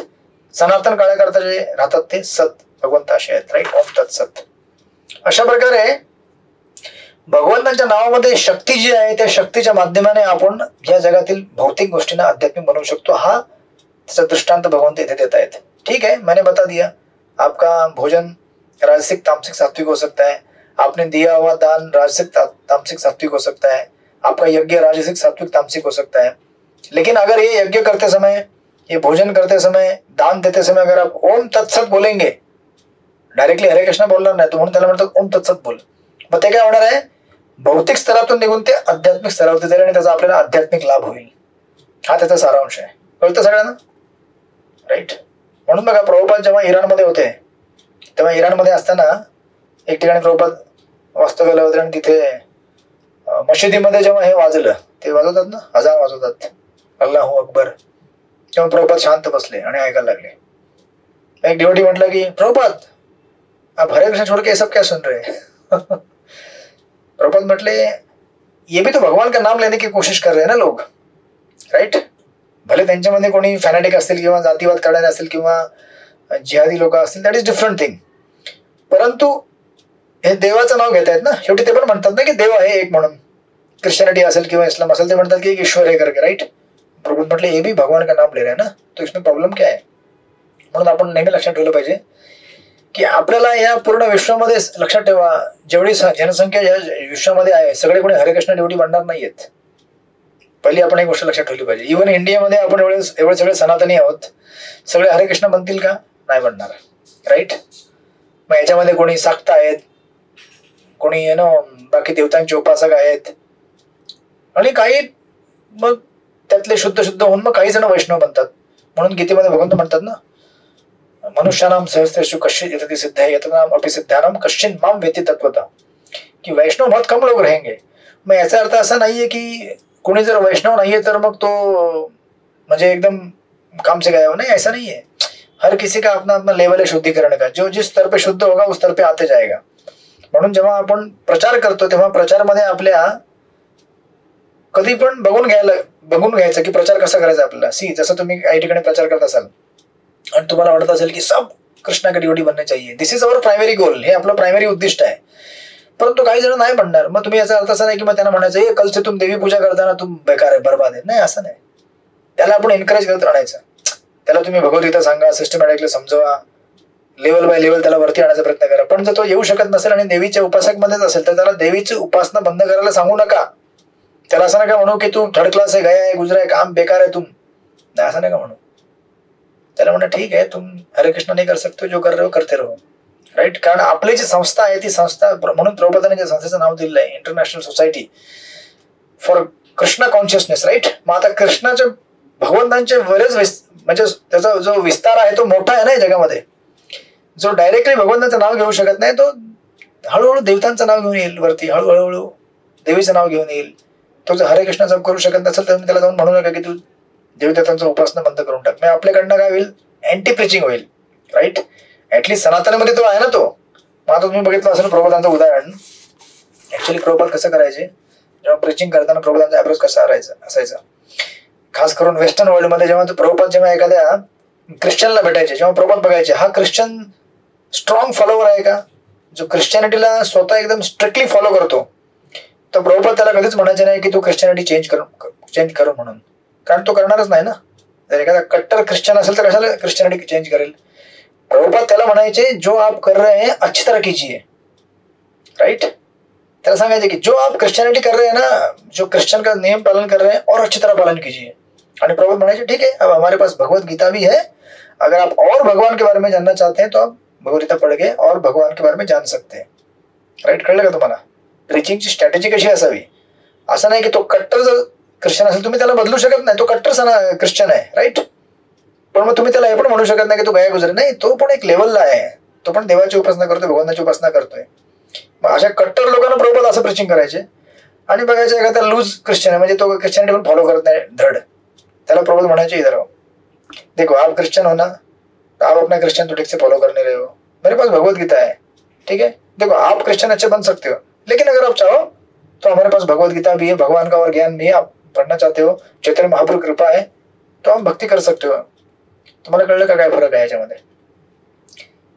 जर एखाद्याला तुम्हाला जर टेस्ट द्यायची असेल हरिनामची, मग कट्टर ख्रिश्चन तर तुम्हाला येऊन चॅन्टिंग करणार नाही हरे कृष्ण, पण एखादा लूज तो म्हणतो ठीक है ट्राई करके देखते हैं, तो ट्राई करता है, उसको अच्छा लगता है, तो वो अभी असली ख्रिश्चन बनता है। असली ख्रिश्चन म्हणजे तो दुसरा कट्टर ख्रिश्चन आहेच, पण शेवटी जेव्हा तो परम भगवंताकडे पोहोचेल तेव्हा तो वास्तविक ख्रिश्चन म्हणजे ख्रिश्चन धर्माचा अंतिम पाया गाठला, राईट, जेव्हा आपल्याला जिथे भगवंतापर्यंत जायचंय ते। मग प्रभुपाद अशा प्रकारे प्रचार करायचे, असं नाही की दुसरा धर्म हा वाईट धर्म आहे, मग आता ख्रिश्चनिटी जगामध्ये आहे, इस्लाम आहे वाईट धर्म आहे, बुद्धिझम आहे ना, वाईट नाही आहेत ते लोक। हा, त्या धर्मामध्ये काही लोकांनी त्या धर्माला वाईट बनवलेलं ही गोष्ट वेगळी आहे, राईट, पण मुळामध्ये धर्म वाईट नाहीये, ते वेगवेगळे लेवल्स आहेत। आणि स्पेशली जेव्हा आपण भगवद्गीता अभ्यास करतो तेव्हा आपण ऍटलिस्ट ह्या प्लेनवरती लोकांना प्रचार केला पाहिजे। म्हणून आपली संस्था ही काय आहे, विश्वभर आपल्याला भगवत चेतना विकसित करायची आहे। मग आता काही जण डायरेक्टली कृष्णाची उपासना नाही करणार, याचा अर्थ असा नाही की मग त्याला तुम्ही म्हणायचं तू कलचे तू ख्रिश्चन तू नरक में जाएगा, नाही, असं नाही। काही लोक असा अँटी प्रचार करतात कट्टर, तो हरे कृष्णा नाहीये मतलब तू गया काम से। आपला प्रचार असा नव्हे, अपना प्रचार लोगों अकोमोडेट करून घेण्याचा प्रचार है। ठीक है, आप क्रिश्चियन है, जितने लेवल में कर सकते कीजिए, और चाहिए आपको हमारे पास भगवत गीता है, आपके शास्त्र में तो भगवान के बारे में वर्णन नहीं है, राइट, लेकिन अगर आप जानना चाहते हैं भगवान कौन है तो यहाँ पे भगवान का नाम, गांव, माता पिता सब कुछ दिया हुआ है यहाँ पे, राइट। अशा प्रकारे या अप्रोचला आपण पुढे घेऊन गेलं पाहिजे, राइट। अदरवाइज मग तुम्ही काही जण असं पण म्हणू शकतात की भगवद्गीतामध्ये तुला काय कृष्ण कहते सर्व धर्मांनी परित्याज्य मामेका शरणं व्रज, राइट। गीतेमध्ये भगवान म्हणतात मलाच फक्त शरण आहे, मग हे पण कट्टरपणा नाहीये का? जसं ते लोक म्हणतात कि तुम जीसस को शरण नहीं जाओगे तो तुम नरक में जाओगे, तुम अल्लाह को शरण नहीं जाओगे तो तुम नरक में जाओगे। मग कृष्ण भी बोलते हैं ना कृष्ण भी कहते हैं कि तुम अगर मुझे शरण नहीं जाओगे खत्म हो जाओगे। पण भगवंत जेव्हा असं म्हणतात तेव्हा त्यांच्या म्हणण्याच्या मागे आपण आचार्यांच्या तात्पर्यानं अभ्यास करून त्याचा विस्तार बघितला पाहिजे, राईट। जसं फॉर एक्झाम्पल तुम्ही एखाद्या डॉक्टरकडे गेलात आणि डॉक्टरकडे तुम्हाला औषध देत असेल डॉक्टर, समजा तुम्हाला काय खोकला झाला असेल किंवा पोट दुखत असेल आणि औषध देत असेल डॉक्टर, आणि डॉक्टर म्हणत असेल की देख ये तुम्हारे लिए मैं प्रिस्क्रिप्शन लिख के दे रहा हूँ, ये गोली इतना एक टाइम में लेना, दूसरा गोली 3 टाइम, ये सिर्फ रात को सोने के पहले सुबह उठने के पहले। आणि तुम्ही जर त्या डॉक्टरला म्हणत असाल डॉक्टर पता है क्या मैं कल ना वो दूसरे डॉक्टर के पास जाके आया, उसने ये दवाई दिया, डॉक्टर पता है क्या मैं परसों वो डॉक्टर के पास जाके आया, उसने ये दवाई दिया, डॉक्टर पता है क्या आपको मैं और तीसरे दिन तीसरे डॉक्टर के पास गया था, उसने ये दवाई दिया। मग डॉक्टर काय म्हणेल तुम्हाला? डॉक्टर काय म्हणेल? डॉक्टर म्हणेल तू डॉक्टर आहे क्या? काय म्हणता सुखदला माताजी? तूच डॉक्टर हो असं म्हणणार ते। हा तूच डॉक्टर म्हणेल, आणि प्लस तो काय म्हणेल, तो म्हणेल की ऍक्च्युली काय आहे ना बेटा, सुनो मेरी बात इधर आओ। मग तुम्ही कधी आपल्या इस्कॉन मध्ये पण असे लोक असतात, त्याला मराठीमध्ये एक म्हण आहे, काय म्हण आहे ते, काहीतरी म्हण आहे ते विसरलो मी, म्हणजे एकाच व्यवस्थित ऐकणार नाही, 10 ठिकाणी विचारतील। मग आता तुम्ही समजा तुमचे काउन्सिलर आहेत, बरोबर? हा बरोबर, परत बोला। एक ना धड भाराभर चिंध्या, हा एक ना धड भाराभर चिंध्या। मग कसं असतं की तुम्ही व्यवस्थित एकाकडनं ऐका आणि मार्गदर्शन घेऊन पुढे जावा। सेम भगवद्गीता जर तुम्ही 10 लोकांकडनं ऐकले ना, इव्हन विदिन इस्कॉन अंतिम ध्येय तुम्ही सेम गाठाल, पण बोलण्याची स्टाईल, अनेक उदाहरणाची स्टाईल, मग तुम्हाला नेहमी कन्फ्युजन राहील, वो ऐसा बोले थे, ये ऐसा बोले, अरे जैसा भी बोला अंत में चैंटिंग करने के लिए बोला ना, तो आपको कंफ्यूज नहीं होना, तो एक आदमी से सुनो, ठीक है, तुम्ही ऐकू शकता, 4-5 लोकांकडून ऐकू शकता, प्रॉब्लेम नाहीये, पण तुम्ही जर कन्फ्युज होत असाल तर तुम्ही ऐकू नका 10 लोकांकडून. कळलं का तुम्हाला? कन्फ्युजन होत नसेल तर ऐका तुम्ही 10 लोकांकडून. बरोबर का प्रत्येक गोविंद माताजी? मग आता समजा से फॉर एक्झाम्पल एक टॉपिक जर तुम्ही घेतला, चॅन्टिंग कशी करावी, त्याच्यावरती माझं मत वेगळं असेल, अजून एक दुसऱ्या प्रिचरचं मत असेल वेगळं, तिसऱ्याचं वेगळं असेल, चौथ्याचं वेगळं असेल. बरोबर आहे का नाही?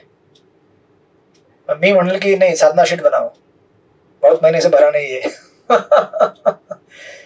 दूसरा म्हणेल अरे पागल है क्या, ये सब करने का टाइम है क्या, राइट. तीसरा म्हणेल कोई जरूरत नहीं है, पहले का भी सुनने का नहीं, दूसरे अपना करते रहने का. किसी को काय लोग पण असे असतात म्हणतात चॅन्टिंग कभी बताने का नहीं किसी को. चॅन्टिंग बताने से क्या होता है मालूम है, कम हो जाता है, नजर लगती है. पण मी त्याच्या मताचा नाही. मी म्हणतो चॅन्टिंग सांगा किती झाली, म्हणजे कळेल लोकांना तुम्ही किती करताय. तर आता प्रत्येकाचे वेगवेगळे, शेवटी चॅन्टिंग करा हे तत्व आहे. बरोबर आहे का नाही? पण तुम्ही जर 10 लोकांकडनं ऐकले तर तुम्ही कन्फ्युज व्हाल आणि तुम्हाला कळणार नाही की अंतिम मला काय करायचंय. मला डॉक्टरकडे जो गेलेला व्यक्ती आहे, 10 लोकांचे प्रिस्क्रिप्शन घेऊन जर डॉक्टर काय म्हणतो, हे चुप रे, उसका नहीं बोलने का, उसका मेरे पास आया है ना, अभी मेरी बात सुन और ये दवाई ले. मग डॉक्टर असं का म्हणतो की माझंच ऐक, जेणेकरून आपला फोकस एक ठिकाणी राहील. फोकस तुम्हाला कळलं का? नाही तर फोकस राहत नाही एका ठिकाणी. जसं प्रभुपाद जेव्हा एकदा लेक्चर देत होते तेव्हा अचानक एक व्यक्ती उभा राहिला. तो म्हटलं की आपने बुद्ध को देखा है क्या, लेक्चर मध्येच बोलायला लागला. प्रभुपाद बोलले की इधर आओ. म्हटले आप बुद्ध को फॉलो करते हैं क्या? आप बुद्ध के बारे में पूछ रहे हैं, आप बुद्ध को फॉलो करते हैं क्या? बोला नहीं. आप जीसस को फॉलो करते हैं क्या? नहीं. आप अल्लाह को फॉलो करते हैं क्या? नहीं.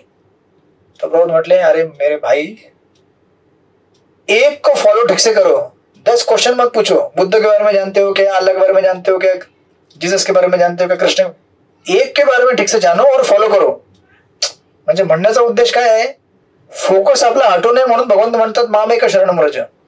आपला फोकस हटू नये म्हणून मोहम्मद म्हणतात की मुझे खाली शरण आवा, किंवा जीसस म्हणतात की सिर्फ मुझे शरण आवा. हे सगळे वेगवेगळे पायदान आहेत अंतिम ध्येयाकडे पोहोचण्याकरता. जेव्हा 10 लोकांना विचारून कन्फ्युज व्हाल, ऑफकोर्स जेव्हा तुम्हाला श्रेष्ठ उत्तम आन्सर भेटेल तेव्हा तुम्ही पुढे जावा. मग आता समजा ख्रिश्चनिटी किंवा इस्लाममध्ये तुमच्या काही प्रश्नांची उत्तरं भेटत नाहीयेत आणि तुम्हाला जर वैदिक धर्मात भेटत असेल, तुम्ही ती उत्तरं ऐकून पुढे येऊ शकता. पण पुढे आल्यावर सुद्धा तुम्ही जर 10 ठिकाणी 10 प्रश्न विचारत असाल तर आपण कशाला कन्फ्युज व्हायचं, राईट? काय गरज आहे कन्फ्युज व्हायची? तुम्हाला कळलं का सारांशाचं काय चाललेलं आहे? म्हणून भगवंत किंवा प्रभुपाद जेव्हा स्पेशली भगवद्गीतेच्या आधारावरती प्रीचिंग करतात तेव्हा सिंपल ठेवतात गोष्टी, व्हेरी सिंपल. कृष्ण कह रहे सर्व धर्म परित्याज्य, और कृष्ण इसीलिए कह रहे क्योंकि तुम लोगों का आदत है 10 जगह जाने का. आप मेरे पास आओ, मेरी बात सुनो. कल को आखिर मोहम्मद भी अगर कृष्ण को मिलेंगे तो ही बोलेंगे कृष्ण परम सत्य है. जीसस मिलेंगे तो भी बोलेंगे परम सत्य है. जीसस म्हटलेच ना, I am son of God, मैं भगवान का बच्चा हूँ. लेकिन भगवान कौन है वो नहीं बताया, क्योंकि हमारी औकात नहीं थी ना समझने की, सुनने की. आपली कॅपॅसिटी पाहिजे भगवंताबद्दल ऐकायची, समजण्याची, राईट? त्याने तेवढं सांगितलं. मग हे जे डिस्कशन आहे, हे डिस्कशन प्रभुपाद गीतेमध्ये न घेता चैतन्य चरित्रामध्ये घेतात. जेव्हा तुम्ही गीतेमधनं ग्रॅज्युएट व्हाल, भागवतमध्ये याल आणि सीसी मध्ये याल तेव्हा हे डिस्कशन येतं. मग आता तुम्ही जर गेलात, चांद काजीचं डिस्कशन आहे चैतन्य चरित्रामध्ये. भगवंत म्हणतात तुम्हाला कैसा धर्म आहे, माँ बाप को मारने का धर्म आहे. तुम्ही जर बाहेर जाऊन कुठल्या मुस्लिमला बोलला तर तुम्हाला हरे कृष्ण, तुम्ही कुठल्या मुस्लिमला भेटला नाही बोलला तुम्हाला धर्म क्या है मालूम है क्या, माँ बाप को मारने का धर्म है. माँ बाप को मारने का, हाँ तुम गाय और बैल को मारते हो. गाय बैल कौन है, हमारे माता पिता है. बरोबर आहे का नाही? गाय दूध देती है. इव्हन आज सुद्धा जरी लोक शेती करत नसतील बैल नांगरून, पण दूध तर गायीकडनं घेतातच ना पिण्याकरता. म्हणजे आज सुद्धा गाय काय आपल्याकरता माताच आहे. जिसका दूध पियो माग वही ना, और बैल खेत जोतने में मदत करते पिता हो गए हो. पण हे सगळं डिस्कशन भगवद्गीतेच्या स्तरावर असणारे, म्हणजे बेसिक लेवलला असणाऱ्या व्यक्तीला सांगून चालत नाही ना, तो समजणार नाही. पण ज्याने गीता स्टडी केलेली आहे, भागवत अभ्यास केलेला आहे आणि आता चैतन्य चरित्रामध्ये आलेला आहे, मग तिथे तुम्ही बोलू शकता तुम्हाला धर्म मतलब काय आहे. बट तोपर्यंत त्याची बुद्धी तेवढ्या स्तरावरती आली पाहिजे. बरोबर आहे का नाही? मग चांद काजी म्हटलं हा सही कहा आपने. तो म्हटलं आपके वेदों में भी तो बलि देते हैं. महाप्रभु म्हटले अरे वेदों में बलि देते हैं मतलब वेदों में बलि देने वाले पशु को मनुष्य जीवन प्राप्त होत आहे तुरंत.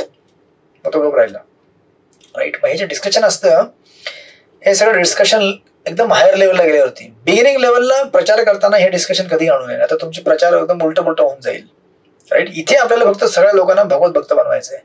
ठीक आहे, तुम जीसस की भक्ति करते हैं, करो, लेकिन करो। अल्लाह को मानता है, चलो अल्लाह को मानो। अच्छा, तुम दोनों में से अगर तुमको कृष्ण की तरफ आना, आ जाओ।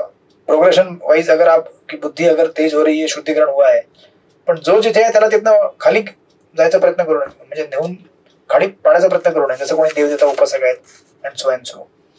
म्हणून इथे भगवंत काय म्हणतात, ओम तत्सत. आप क्या करो, ओम तत्सत ये बोलने से आपका जो भी कार्य है वो आध्यात्मिक स्तर पे जाएगा. नहीं तो काही भक्त म्हणतात ओम म्हणजे मायावादी. ओम मतलब मायावादी है. अरे मायावादी है, लेकिन अभी क्या करेगा बेटा, वो कृष्ण का डायरेक्ट नाम नहीं लेना चाहता है तो तुम ले दो ना ओम, उसको क्या प्रॉब्लम है. आप हरे कृष्ण बोलते हैं तो अच्छी बात है, लेकिन वो नहीं लेना चाहता तो क्या करोगे आप, मला कळतंय का. कधी कधी लोकांना हे नाही करायचं, ठीक है ओम है, ओम करने दो उसको, हमको उससे बेटर मिला है ना हरे कृष्ण, हम कर लेंगे. म्हणून प्रभुपादाने दुसऱ्या पॅराग्राफ मध्ये लिहिलेलं आहे, शास्त्रांमधील विधिविधानांचे जो पालन करीत नाही तो परम सत्याची प्राप्ती करू शकत नाही. अशा व्यक्तीला जीवनाच्या अंतिम उद्देशाची प्राप्ती न होता तात्पुरते फळ मिळते. निष्कर्ष असा की दान, यज्ञ, तप इत्यादींचे आचरण सात्विक असले पाहिजे. याचे आचरण रजोगुणी किंवा तमगुणी असेल तर ते निश्चितच निकृष्ट असते. मग आता नंतर प्रभात म्हणतात ओम तत्सत या 3 शब्दांचा उच्चार भगवंतांच्या पवित्र नामाबरोबर केला जातो, राईट. आणि स्वयं प्रभात त्याला पूर्ण हे करतात. मी खाली येईन त्याच्या एकदम पॅराग्राफच्या लास्टच्या 3-4 लाईनीमध्ये प्रभुपाद लिहितात, मनुष्य जेव्हा या 3 शब्दांच्या उच्चारणासहित तप, लास्टच्या 3 लाईनी येतात तात्पर्याच्या, मनुष्य जेव्हा या 3 शब्दांच्या उच्चारणासहित तप, दान आणि यज्ञ करतो तेव्हा त्याचे कर्म कृष्ण भावना भावित होते. बघा, राईट. कृष्ण भावना म्हणजे दिव्य कर्म करण्याचा वैज्ञानिक विधी आहे, ज्यामुळे मनुष्य स्वगृही भगवत धामात परत जाऊ शकतो. असे कर्म करण्याने कोणतीही हानी होत नाही, राईट, लाईक दॅट. म्हणून ओम तत्सत आपण उच्चारलं पाहिजे. आणि जेव्हा मनुष्य शुद्ध होईल तेव्हा हळूहळू डायरेक्ट भगवंतांकडे येईलच, तो डायरेक्ट विष्णू तत्वाकडे येईलच, राईट. जसं तुम्ही समजा तुम्हाला एखादं इंजिनिअरिंग आर्टिकल शिकायचं आहे, मग तुम्हाला समजा भारतामध्ये सर्वात श्रेष्ठ संस्था कुठली आहे, IIT आहे, राईट. विदेशामध्ये गेलं तर कुठली MIT आहे. मग तुम्हाला समजा MIT मध्ये ऍडमिशन भेटत असेल, मग कशाला IIT मध्ये अभ्यास करायचा, हरे कृष्ण. पण ही बुद्धी कधी येईल, कालांतराने येईल, राइट. ज्याला ही बुद्धी नाहीये त्याला डिस्टर्ब करूया, त्याला म्हणा ठीक आहे IIT में स्टडी करो, राइट. मग जसं प्रभुपाद म्हणायचे की आप मुझे बताओ कृष्ण अगर भगवान है और उनका वर्णन है, इससे अगर बढ़िया कोई अगर भगवान का वर्णन दे सकता है तो मैं उसे भगवान मान लूंगा. प्रभुपादाने चॅलेंज केलं. आणि दुसरं कुठे वर्णन नाहीच आहे ना. भगवान कृष्णांचं जे वर्णन भगवान म्हणून आहे असं वर्णन दुसरीकडे कुठे आहे का, कोणी आतापर्यंत आणून देऊ शकलं आहे का, नाही. प्रभुपाद म्हटले लेके आओ, अगर आपको भगवान की कृष्ण से अच्छी व्याख्या अगर आती है तो बताओ कहाँ पे, तो मैं मान लूंगा उसको. बट है ही नहीं कोई, क्योंकि कृष्ण परम अंतिम आहे वो, राईट. अशा प्रकारे लाईक दॅट. म्हणून मग काय होतं, भौतिक श्रद्धेतून अशास्त्रीय श्रद्धा, त्यानंतर शास्त्रीय श्रद्धा आणि त्यानंतर दिव्य श्रद्धा, असं प्रोग्रेशन होतं जेव्हा आपण ओम तत्सत उच्चारून या जगातील कार्य करतो, लाईक दॅट. मग आता पुढच्या 3 श्लोकांमध्ये 24, 25 आणि 26 या 3 शब्दांचं निरूपण करण्यात येईल. 24 मध्ये ओम, 25 मध्ये तत् आणि 26 मध्ये सत, राईट. आणि फायनली या चॅप्टरला कंक्लूड करतील भगवंत. ओके, तर आपण सलग कंटिन्युअसली वाचूया. 24, 25, 26 आणि 27. 24 वाचा गोपीगण माताजी, 25 वाचा परम करुणा माताजी, 26 वाचा चंपकलता माताजी, 27 वाचा शुभंगी गोळे माताजी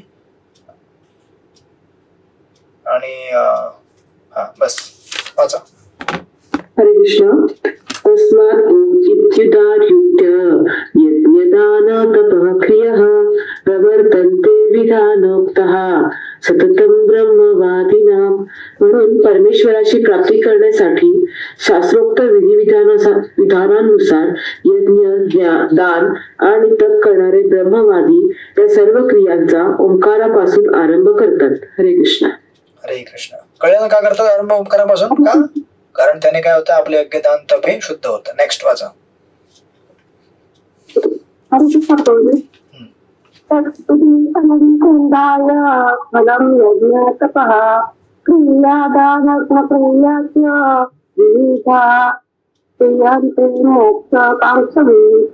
फळाची इच्छा न करता मनुष्याने तत् शब्दाद्वारे यज्ञ, तप आणि दान इत्यादी विविध क्रिया कराव्यात.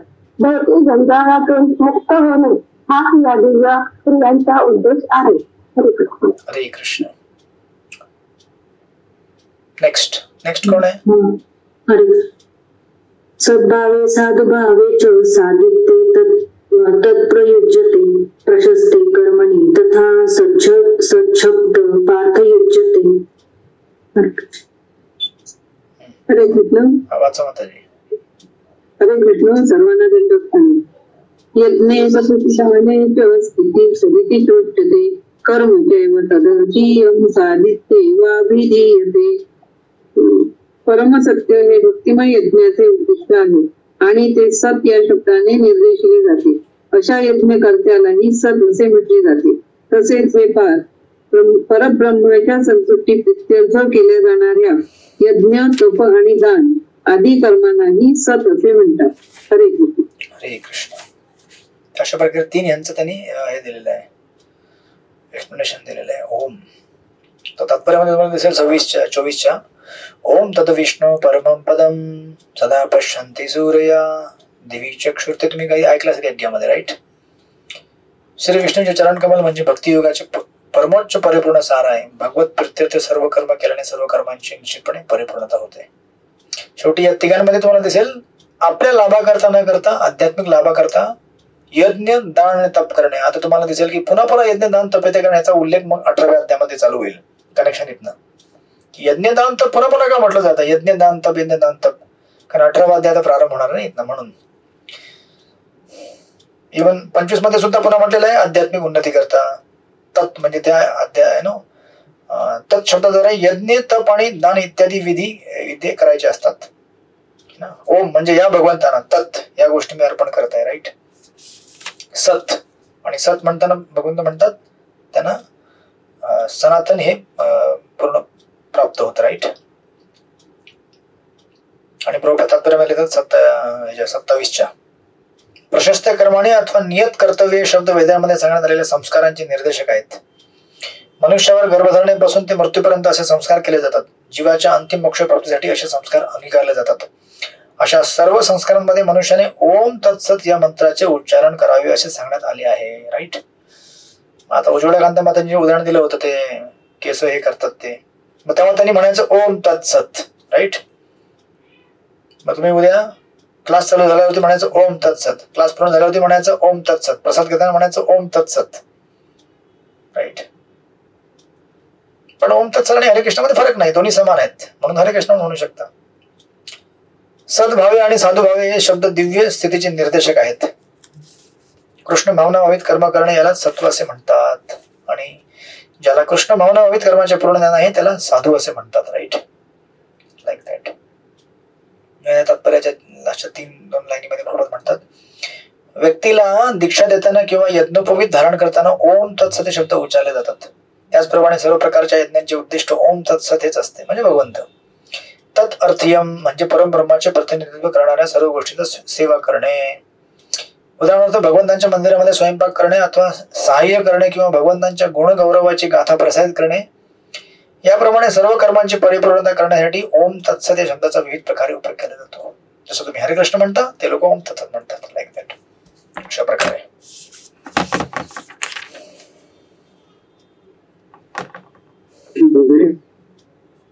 हरे कृष्ण प्रभूजी. बोला प्रभू. हरिओम. बोला. एक ठिकाणी पण ऐकलं होतं असं, हरिओम तत्सत जय गुरुदत्त, म्हणजे दत्ताच्या मंदिरामध्ये जास्ती तत्सतचा वापर करतात बोलले. कारण दत्त हे त्यांनी निर्विशेष ब्रह्माचा प्रचार केला होता ना दत्तांनी. तुम्हाला भागवत मध्ये दिसेल त्यांनी निर्विशेष ब्रह्माचा प्रचार केला. मग त्यातले बरेच जे त्यांचे उपासक आहेत ते निर्विशेष ब्रह्माचे उपासक आहेत, राईट? म्हणजे दत्ताचे उपासक करतात पण निर्विशेष ब्रह्माचे, राईट? म्हणून त्यानंतर अशा प्रकारे मग कन्क्लुजन आहे अध्याय श्लोक नंबर 28 मध्ये. वाचा. श्री चंपकला तुम्ही वाचलं, चंपकलता माताजी वाचला, तुम्ही कोणी वाचला नाहीये? संगीता बोरसे माताजी तुम्ही वाचा श्लोक नंबर 28. हरे कृष्ण प्रभूजी. दंडवत प्रणाम. अश्रद्धया भूतं दत्तं तपस्तप्तं कृतं च यत् असदित्युच्यते पार्थ न च प्रत्यते न च तत्प्रेत्येनो इह. परमेश्वरावरील श्रद्धेविना यज्ञ, दान किंवा तप म्हणून हे काही केले जाते ते आणि तेच होईल. अशा कर्माला असत म्हटले जाते आणि ते या जन्मी तसेच पुढील जन्मी सुद्धा व्यर्थच ठरते. हरे कृष्ण. हरे कृष्ण. आता याचं कन्क्लुजन इथनं तुम्हाला 18व्या अध्यायाला कनेक्ट करेल. इथे भगवंत म्हणतात अश्रद्धया म्हणजे बिना श्रद्धेच्या जर तुम्ही यज्ञ केलं, दान केलं, तप केलं, काही केलं, राईट, तर ते काय तुम्हाला लाभ देऊ शकत नाही. अशा कर्माला असत म्हटले जाते आणि ते या जन्मी तसे पुढील जन्मी सुद्धा व्यर्थच ठरते. म्हणून कुठलीही जी कार्य आहेत, आपली जी क्रिया आहेत, त्या प्रत्येक क्रियेमध्ये कार्यामध्ये भगवंतांचा समावेश असलाच पाहिजे. त्यांच्या प्रत्यर्थ केलंच पाहिजे. मला तुम्ही काय म्हणतात, जरी देवाकडे जाऊन काय मागत असाल, मी जर म्हणत असाल की देवा मला 100 रुपये दे, त्यातला 1 रुपया तरी देवाला द्यावा रिटर्न, राईट, मग ते आध्यात्मिक बनतं. अदरवाईज आपले सगळे, म्हणून बघा ना पूर्वीच्या काळी सुद्धा, इव्हन आमच्या घरी सुद्धा बघितलेलं आहे, इव्हन भक्तीमध्ये येण्यास सुद्धा अगोदर ते गावाकडे पण तुम्ही बघितलं असेल, जेव्हा ते जेवण बनवतात चुलीवर तेव्हा जेवणामध्ये थोडंसं अग्नीत टाकतात, बरोबर आहे का नाही, थोडंसं 2-4 तांदळाचे दाणे. आता कोणी म्हणेल क्या पागल लोग है, 4 चावल के दाने बर्बाद कर दिए. अरे बर्बाद नहीं किए मूर्ख, जिसने दिया है उसको रिकॉग्नाइज किया कि थैंक यू देने के लिए, इसको पकाने के लिए थैंक यू, एक मेथड आहे, राईट, कळलं का ना तुम्हाला, तर दॅट्स हाऊ. आणि म्हणून प्रभुपाद इथे लिहितात खाली तात्पर्यामध्ये, दिव्य उद्दिष्ट वाचून जे काही केले जाते, मग ते यज्ञ, दान अथवा तप असो, ते सर्व काही व्यर्थच असते. हरे कृष्ण. म्हणजे विचार करा, जगामध्ये केल्या जाणाऱ्या प्रत्येक गोष्टी किती व्यर्थ आहेत. सकाळ ते संध्याकाळ एवढं कष्ट मेहनत सगळं करतात लोक, एवढं सगळं संसार बांधलेला आहे, घर बांधलेलं आहे, बिल्डिंग, मुळं बाळ, सगळं काय आहे, केवळ बंधनाचं कारण बनतं. म्हणून या श्लोकात म्हटले आहे की अशी असत कर्मे निंदे आहेत. कृष्ण भावना भावित होऊन सर्व कर्मे परब्रह्म प्रीत्यर्थ केली पाहिजेत. अशा श्रद्धेविना आणि योग्य मार्गदर्शनापासून कोणतेही फलप्राप्ती होऊ शकत नाही. सर्व वेदांमध्ये भगवंतावरील श्रद्धेचे प्रतिपादन करण्यात आले आहे. सर्व वैदिक उपदेशांचे अंतिम लक्ष्य म्हणजे श्रीकृष्ण जाणणे हेच आहे आणि या तत्वांचे पालन केल्यापासून कोणालाही यशप्राप्ती होऊ शकत नाही. म्हणून प्रामाणिक आध्यात्मिक गुरुच्या मार्गदर्शनाखाली प्रारंभापासूनच कृष्ण भावना भावित होऊन कर्म करणे हा सर्वोत्तम मार्ग होय. अशा पद्धतीने सर्व काही यशस्वी होते. आणि मग प्रभुपाद खाली लिहितात, ठीक है चलो कोई बात नहीं, अगर आप डायरेक्टली भगवान के पास जाके, गुरु के पास जाके आगे नहीं बढ़ सकते. प्रभुपाद नेक्स्ट पॅराग्राफ मध्ये लिहितात, बद्धावस्थेत लोक हे देवतांच्या, भूताच्या किंवा कुबेरासारख्या यक्षादिकांच्या उपासनेकडे आकर्षिले जातात. सत्वगुण हा रजगुण आणि तमगुणपेक्षा अधिक चांगला आहे. परंतु जो साक्षात कृष्ण भावनेचा अंगीकार करतो तो या प्राकृतिक गुणांच्या अतीत होतो. क्रमिक उन्नतीचा विधी जरी उपलब्ध असला, जे तुम्हाला आपण सांगितलं मागच्या 1 तासामध्ये, क्रमिक विधी म्हणजे काय, हे विधी पहिले भौतिक, मग अश्रद्धा, अशास्त्रीय श्रद्धा, मग देवी देवतांची श्रद्धा, ही क्रमिक पद्धत आहे. हळूहळू प्रभुपाद म्हणतात, क्रमिक उन्नतीचा विधी जरी उपलब्ध असला तरी मनुष्याने शुद्ध भक्तांच्या संगतीमध्ये साक्षात कृष्ण भावनेचा स्वीकार केला पाहिजे. तो सर्वोत्तम मार्ग होय आणि या मार्गाचे या अध्यायामध्ये प्रतिपादन करण्यात आले आहे. मग बघा कसं सिस्टमॅटिक बिगिनिंग आहे चॅप्टरची. मग तमगुणामध्ये, रजगुणा, सत्वगुणा वेगवेगळ्या गोष्टींचं डिस्क्राईब केल्यावरती विस्तारामध्ये भगवान म्हणतात, अरे इसमें क्यों फंसने की जरूरत है, डायरेक्ट मेरा नाम लो, दिव्य स्तर पे आ जाओगे, राईट. याप्रमाणे यश प्राप्त करण्यासाठी मनुष्याने सर्वप्रथम योग्य प्रामाणिक आध्यात्मिक गुरूंचा शोध करून त्यांच्या मार्गदर्शनाखाली प्रशिक्षण प्राप्त केले पाहिजे. बघा प्रभुपाद कसे आहेत, बिगिनिंग टू एंड त्यांना एकच चिंता आहे की बाबा कुठे जाऊ नको, अभ्यास कर, इस्कॉन मध्ये राहा, भक्ती कर, गुरूंच्या मार्गदर्शनाखाली राहा. त्यावेळी त्याला भगवंतावरील श्रद्धेची प्राप्ती होऊ शकते. आणि जेव्हा कालांतराने परिपक्व ही श्रद्धा होते तेव्हा त्याला भगवत प्रेम म्हटले जाते. आदव श्रद्धा, तथा साधू संघ, तथा भजन क्रिया, तथा अनर्थ निवृत्ती, राईट. अशा प्रकारे मग निष्ठा, रुची, भाव आणि शेवटला प्रेम. हे भगवत प्रेम म्हणजे जीवांचे परम लक्ष्य आहे. यास्तव मनुष्याने साक्षात कृष्ण भावनेचा स्वीकार केला पाहिजे. 17व्या अध्यायाचा हा संदेश आहे. या प्रकारे भगवद्गीतेच्या श्रद्धात्रय विभाग योग या 17व्या अध्यायावरील भक्ती वेदांत भाष्य संपन्न. हरे कृष्ण. शांती. जे गीतेचे 17 अध्याय पुरे झाले.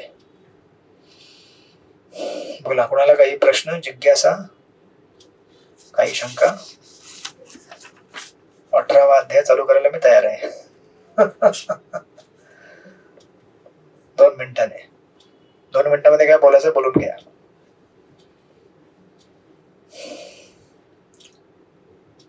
सतरा अध्याय झाले, 3 वर्ष नाही.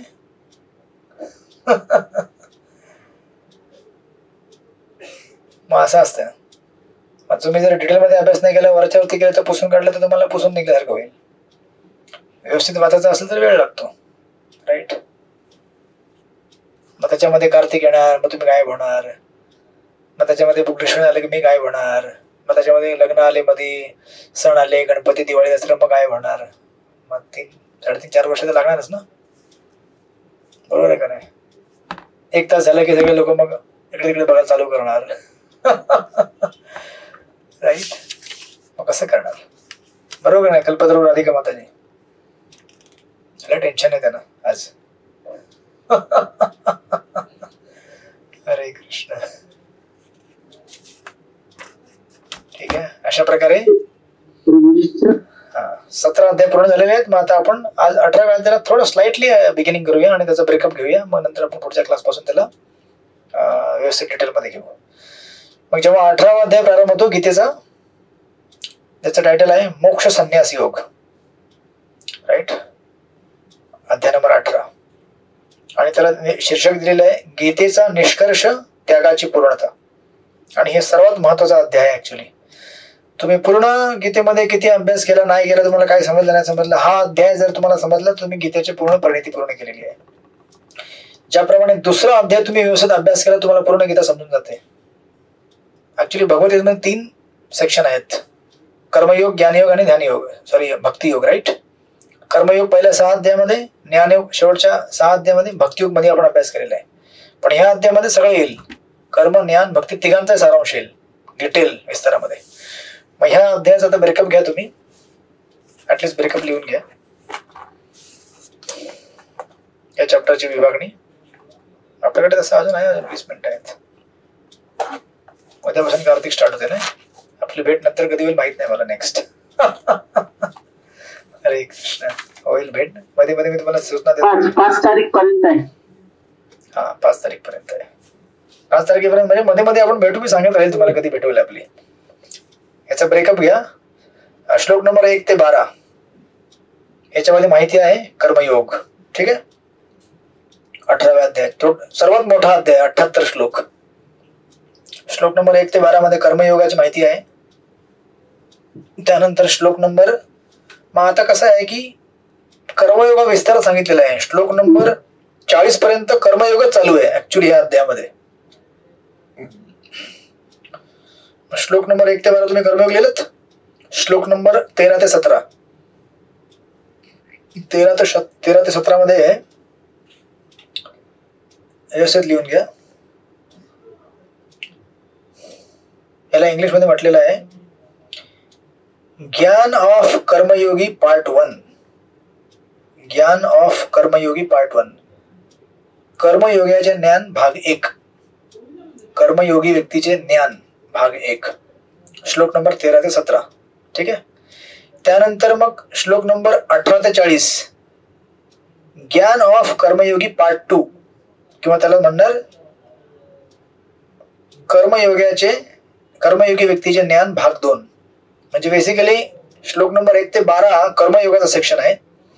आणि या कर्मयोगामध्ये कर्म करणाऱ्या व्यक्तीचं जे ज्ञान आहे पार्ट 1 आहे 13 ते 17 मध्ये, पार्ट 2 आहे 18 ते 40 मध्ये, ठीक आहे. मी पुन्हा रिपीट करतो. 1 ते 12 कर्मयोग, श्लोक नंबर 13 ते 17 मध्ये इंग्लिश मध्ये लिहू शकता ज्ञान ऑफ कर्मयोगी पार्ट 1 किंवा कर्मयोगी व्यक्तीचे ज्ञान भाग 1. आणि श्लोक नंबर 18 ते 40 ज्ञान ऑफ कर्मयोगी पार्ट 2, मराठीमध्ये कर्मयोगी व्यक्तीचे ज्ञान भाग 2. तर 40 पर्यंत फक्त कर्मयोगाचं विवेचन करण्यात आलेलं आहे. आणि त्यात काय म्हटलेलं आहे, कर्मयोगाचं ज्ञान म्हणजे कर्मयोगी व्यक्तीचं ज्ञान हे वाढत चाललेलं आहे, बरोबर आहे. मग जेव्हा याचं ज्ञान वाढत जाईल तेव्हा काय होईल, श्लोक नंबर 41 ते 48 41 ते 48 याच्यामध्ये लिहा तुम्ही. जेव्हा त्याचं ज्ञान वाढतं तेव्हा त्याला कळतं की माझं हे ज्ञान कशा करता आहे, या जगातून मुक्त होण्याकरता आहे. आणि मुक्त कसा होईल मी, जेव्हा मी माझं ज्ञान अर्पित करेल, म्हणजे माझ्या क्रिया सगळ्या मी अर्पित करेल कोणाला, ब्रह्म करता, राईट. आणि प्रभुपाद आपल्या करता येतात कृष्ण करता. मग याचं टायटल असं येईल, कर्मयोग ऑफर टू कृष्ण. कर्मयोग जो भगवंतांना समर्पित केला जातो, भगवंतांना समर्पित केलेला कर्मयोग, राईट. भगवंतांना समर्पित केलेला कर्मयोग. श्लोक नंबर 41 ते 48. बरोबर आहे. आणि त्यानंतर मग जेव्हा ऍक्च्युली कसं आहे की तिथे कर्मयोग भगवंतांना अर्पित केलेला नाहीये, कर्मयोग ब्रह्माला अर्पित केलेला आहे, राईट. असं आहे ते. पण आपल्याला प्रभुपाद कृष्ण सांगतात कारण आपल्याला कृष्णाची भक्ती करायची, राईट. श्लोक नंबर 49 ते 55. जेव्हा हा व्यक्ती आपली कर्म जेव्हा ब्रह्माला अर्पित करतो. अरे थांबा शोभा माताजी, सांगतो मी, रिपीट करेन, थांबा जरा पूर्ण करू द्या. श्लोक नंबर 41 ते 48 लिहून झाला तुमचं? थांबा माताजी सांगतोय. हा येस माताजी बोला. मी रिपीट करतो मी. श्लोक नंबर 41 ते 48. कर्मयोग ऑफर टू कृष्ण, भगवंतांना अर्पित केलेले कर्मयोग, किंवा गीतेच्या फ्लो मध्ये कर्मयोग ऑफर टू ब्रह्म, राईट. पण आपल्याकरता कृष्ण. त्यानंतर मग जेव्हा हा व्यक्ती मॅच्युअर होत जातो, आता हा जगातनं विरक्त व्हायला तयार आहे, म्हणून श्लोक नंबर 49 ते 55 याच्यामध्ये येईल, ज्ञान योगा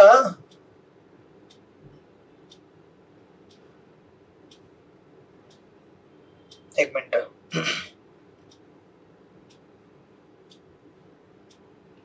ज्ञान योगा ऑफर टू कृष्ण. ज्ञान योग जे भगवंतांना अर्पित केलं जातं. तुम्हाला कळतंय काय चाललेलं आहे?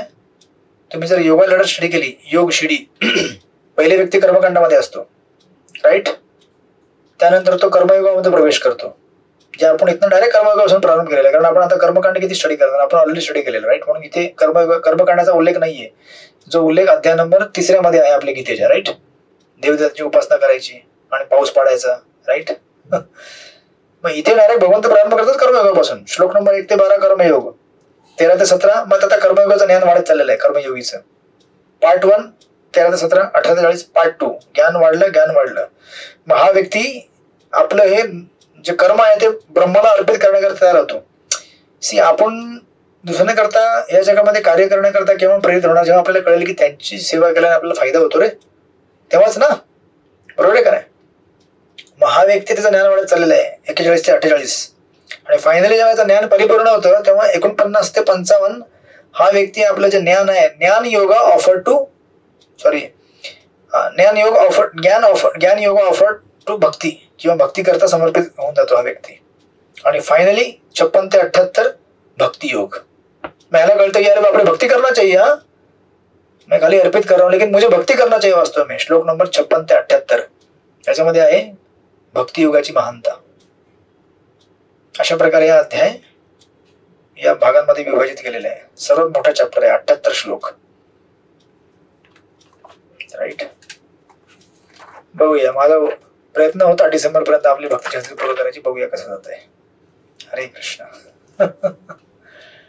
त्यानंतर मग भक्तीचा सर्वात उच्च बिंदू तयार होईल, भक्ती रसामृत सिंधू.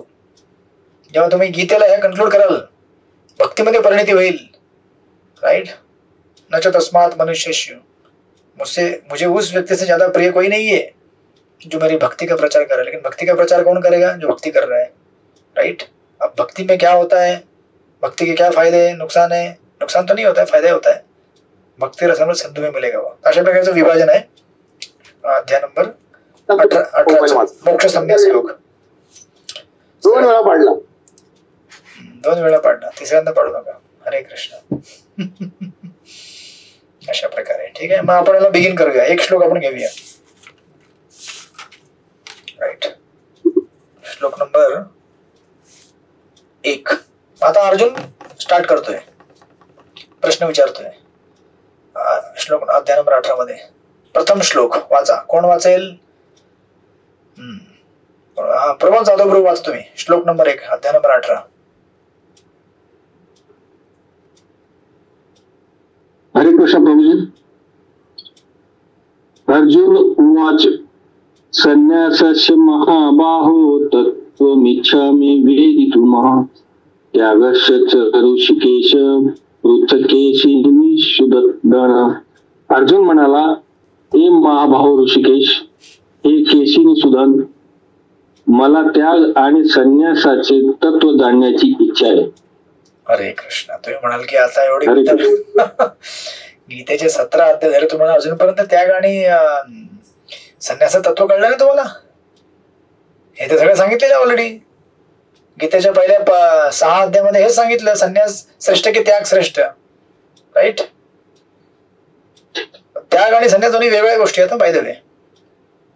त्याग वेगळा असतो, संन्यास वेगळा असतो. बरोबर का नाही? कोण सांगेल काय अंतर आहे त्याग संन्यास मध्ये? त्याग वेगळा आहे, संन्यास वेगळा आहे. भले दोन्ही सेम वाटतात. बोला परमपूर्ण माताजी, बोलतात तुम्ही काही? हरे कृष्ण. मग ते आपण बघूया काय असतं एक्झॅक्टली. मग आता हा अर्जुनाचा जो प्रश्न आहे, ऍक्च्युली प्रभुपाद भगवत तात्पर्यामध्ये लिहितात बघा. प्रभुपादांनी तात्पर्यामध्ये कसं लिहिलं, पहिलीच लाईन आहे, भगवद्गीता वास्तविक 17व्या अध्यायात समाप्त झाली आहे. हरे कृष्ण. झाली आपली भक्तीचर्चा पूर्ण झालेली आहे. 18वा अध्याय काय घेताय आपण? प्रभुपाद लिहितात, हा 18वा अध्याय म्हणजे पूर्वी वर्णलेल्या विषयांचे पुरवणीच्या रूपाने सार आहे. पुरवणी, त्याला इंग्लिश मध्ये काय म्हणतात? अपेंडिक्स. बरोबर ना? हा, सप्लिमेंट. भगवद्गीतेच्या प्रत्येक अध्यायात भगवान श्रीकृष्णांनी निक्षून सांगितले आहे की भगवंतांची भक्तिमय सेवा करणे हे जीवनाचे परम लक्ष्य आहे. हाच मुद्दा या 18व्या अध्यायात ज्ञानाचा सर्वात गुह्य मार्ग आहे म्हणून सार स्वरूपात देण्यात आला आहे. प्रभुपाद लिहितात, पहिल्या 6 अध्यायात भक्तिमय सेवा, भक्तियोग यावर जोर देण्यात दिला आहे. योगिनामपि सर्वेषां, सर्व योगांमध्ये जो दृढ श्रद्धेने सदैव माझ्यामध्ये वास करतो, तो अंतःकरण माझे चिंतन करतो, तो सर्वश्रेष्ठ योगी आहे. पुढील 6 अध्यायात शुद्ध भक्तियोगाचे वर्णन करण्यात आले आहे. शेवटच्या 6 अध्यायात ज्ञान, त्याग, अपराप्रकृती, पराप्रकृती आणि भक्तियोगाचे वर्णन देण्यात आले आहे. म्हणजे काय बेसिकली पूर्ण गीतेमध्ये केवळ भक्तियोगाचं वर्णन आहे ऍक्च्युअली बघायला गेलं तर. कळलं का तुम्हाला? पहिले 6 अध्याय भक्तियोग, मधले 6 अध्याय भक्तियोग, शेवटचे 6 अध्याय भक्तियोग. फक्त कसं आहे की कर्मयोगातून भक्ती कशी प्रकट होते पहिल्या 6 अध्यायामध्ये, शेवटच्या 6 अध्यायामध्ये ज्ञान योगातून भक्ती कशी प्रकट होते, आणि मधल्या अध्यायामध्ये भक्तीच भक्ती आहे मधल्या 6 मध्ये. राईट. आणि हे कसं, हे आपल्याला सगळं ओव्हरऑल माहिती पाहिजे. जग काय आहे, मी कोण आहे, प्रकृती कोण आहे, पुरुष कोण आहे. राईट. मग हे सगळं अभ्यास करण्याकरता ज्ञान मार्गाच्या अँगलने दिलेलं आहे किंवा कर्म योगाच्या अँगलने दिलेलं आहे. वेगवेगळे कर्म काय असतात, कर्माचे बंधनं काय असतात वगैरे, सो. राईट. पण सार शेवटी एकच आहे, काय? भगवंताची भक्ती करणे. हरे कृष्ण कृष्ण कृष्ण हरे हरे राम राम राम हरे हरे. आणि प्रभुपाद लिहितात, याचा निष्कर्ष असा की सर्व कार्य करताना भगवंतांची मदत घेतली पाहिजे, जी ओम तत्सत या शब्दाने प्रकट होते. मागचा अध्यायाचं कन्क्लुजन म्हणजे ऍक्च्युली भगवद्गीता पूर्ण झाले होते ना मागच्या अध्यायामध्ये. हे सर्व शब्द भगवान विष्णूंना सूचित करतात. राईट. Like that. मग तुम्ही ते वाचू शकता. मध्ये प्रभुपादाने त्याला पुन्हा समराईज केलेलं आहे. प्रभुपाद ह्या तात्पर्याच्या शेवटच्या 2 पॅराग्राफ मध्ये लिहितात किंवा पूर्ण तात्पर्यात हे सांगतायत ते ऍक्च्युली ज्याप्रमाणे दुसऱ्या अध्यायात संपूर्ण विषय वस्तूचे सार दिले आहे, त्याचप्रमाणे 18व्या अध्यायात देखील संपूर्ण उद्देशाचे सार दिले आहे. मग आता जेव्हा सुरुवातीला जे काही लोक मिस झाले होते गीता कोर्स स्टडी करता करता मध्ये ते म्हटले, अरे बाप रे, तो बहुत लंबा अभ्यास आहे. त्यांना म्हणा तुम्ही परत येऊ शकता आता 18व्या अध्यायाला. जेव्हा तुम्ही 18वा अध्याय वाचाल तेव्हा तुम्हाला पुन्हा सार प्राप्त होईल, जसं तुम्ही दुसऱ्या अध्यायामध्ये सार प्राप्त केला होता. राईट. कारण साक्षात भगवंत कुठे गेला, त्याग आणि भौतिक प्रकृतीच्या 3 गुणांच्या पलीकडील दिव्य स्थिती प्राप्त करणे हे जीवनाचे लक्ष्य असल्याचे सांगितले आहे. आणि बघा प्रभुपाद किती स्पष्टपणे लिहितात, त्याग आणि संन्यास हे 2 वेगवेगळे विषय स्पष्टपणे समजून घेण्याची अर्जुनाची इच्छा आहे. म्हणजे याचा अर्थ काय, त्याग वेगळा आहे, संन्यास वेगळा आहे, दोन्ही समान नाही येतो, भले सेम वाटतात. तुम्हाला पण नवल वाटत असेल ना, दोन्ही सेम आहे तो. म्हणजे आपण पुन्हा कुठे गेलो, 3ऱ्या अध्यायात परत गेलेलो होतो. जर आपल्याला दोन्ही कळत नसतील तर मग 3ऱ्या अध्यायात पुन्हा गेलो आपण. आणि अर्जुन हा प्रश्न का विचारत आहे, त्याला गीता समजलेली असं नाहीये, त्याला गीता समजलेली आहे, पण त्याला माहितीये आपल्या क्लासमध्ये 100 किती लोक आहेत आपले, 104 120, त्यापैकी असे बरेच लोक आहेत त्यांना अजून पण कळलं नाही काय चाललंय. त्यांच्याकरता पुन्हा अर्जुन म्हणतो भगवंत रिवाइज करा ना परत एकदा, कुछ लोगों को समझ में नहीं आया अभी तक, और जिनको समझ में आया वो जरा फ्रेश होना चाहते हैं नॉलेज अपना। भगवान बोले ठीक है रिवाइज करेंगे अपन दोनों मिलकर, ठीक है बढ़िया, तू प्रश्न पूछेगा, पॉडकास्ट ये ओरिजिनल पॉडकास्ट है तो आप प्रश्न पूछना मैं उत्तर देता हूँ, राईट। म्हणून प्रभुपाद येथे लिहितात नेक्स्ट पॅराग्राफ मध्ये, त्याला आपण घेऊन पूर्ण करू। या श्लोकात भगवंतांना उद्देशून योजलेला ऋषिकेश आणि केशिनी हे शब्द महत्वपूर्ण आहेत। श्रीकृष्णाला ऋषिकेश असे म्हणतात कारण ते सर्व इंद्रियांचे स्वामी आहेत व ते आपल्याला मानसिक शांती प्राप्त करण्यास मदत करतात। अर्जुन भगवंतांना प्रार्थना करीत आहे की त्यांनी त्याला सर्व विषयांचे सार अशा प्रकारे सांगावे की जेणेकरून त्याचे चित्त नेहमी समतोल राहील। तरी देखील त्याच्या काही शंका आहेत आणि शंकांची तुलना नेहमी असुरांबरोबर केली जाते, म्हणून तो श्रीकृष्णांना केशी निषूदन या नावाने संबोधितो। श्रीकृष्णांनी केशी नावाच्या भयंकर असुराचा वध केला होता व आता अर्जुन अशी अपेक्षा करीत आहे की श्रीकृष्ण संशयरूपी असुराचा वध करतील, राईट। म्हणून हा प्रश्न अर्जुनाने कोणाकरता विचारलेला आहे? आपल्याकरता विचारलेला आहे। त्याला गीता कळलेली आहे, त्याला त्याग काय कळलेला आहे, संन्यास सगळं काय कळलेलं आहे, पण आपल्याकरता पुन्हा रिव्हिजन होईल संपूर्ण गीतेची। तर तुम्ही बोलून घ्या जे लोक गेले होते गौर प्राण प्रभू पहिले होते, अगोदर होते, राईट। त्या सगळ्यांना सांगा की 18वा अध्याय चालू झालेला आहे आणि 18व्या अध्यायाचा सार आणि सत्यनारायणाच्या पूजेचा महाप्रसाद घेण्याकरता सगळ्यांनी यावं। सत्यनारायणाची पूजा करतात ना शेवटला आणि ह्या सगळ्यांची परिणिती आपली कशामध्ये होणार आहे? जगन्नाथ रथयात्रेमध्ये फायनल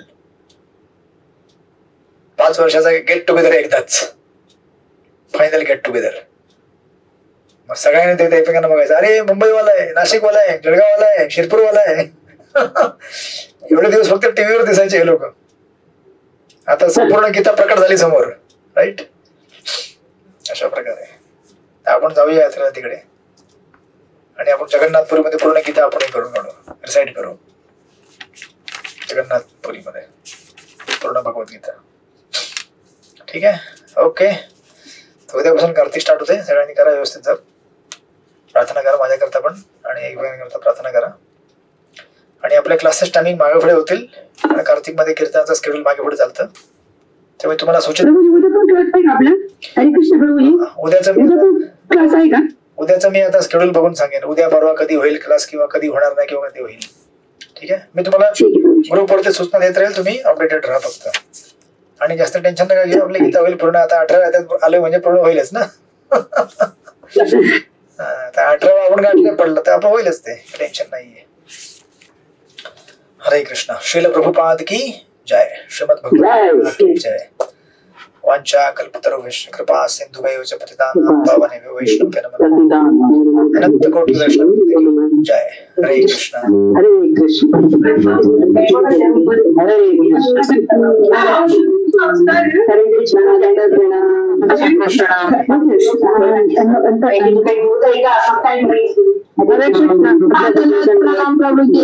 हरे कृष्ण हरे कृष्ण हरे कृष्ण प्रभु जी दंडित प्रणाम। हरे कृष्ण दंडवत प्रणाम। हरे कृष्ण दंडवत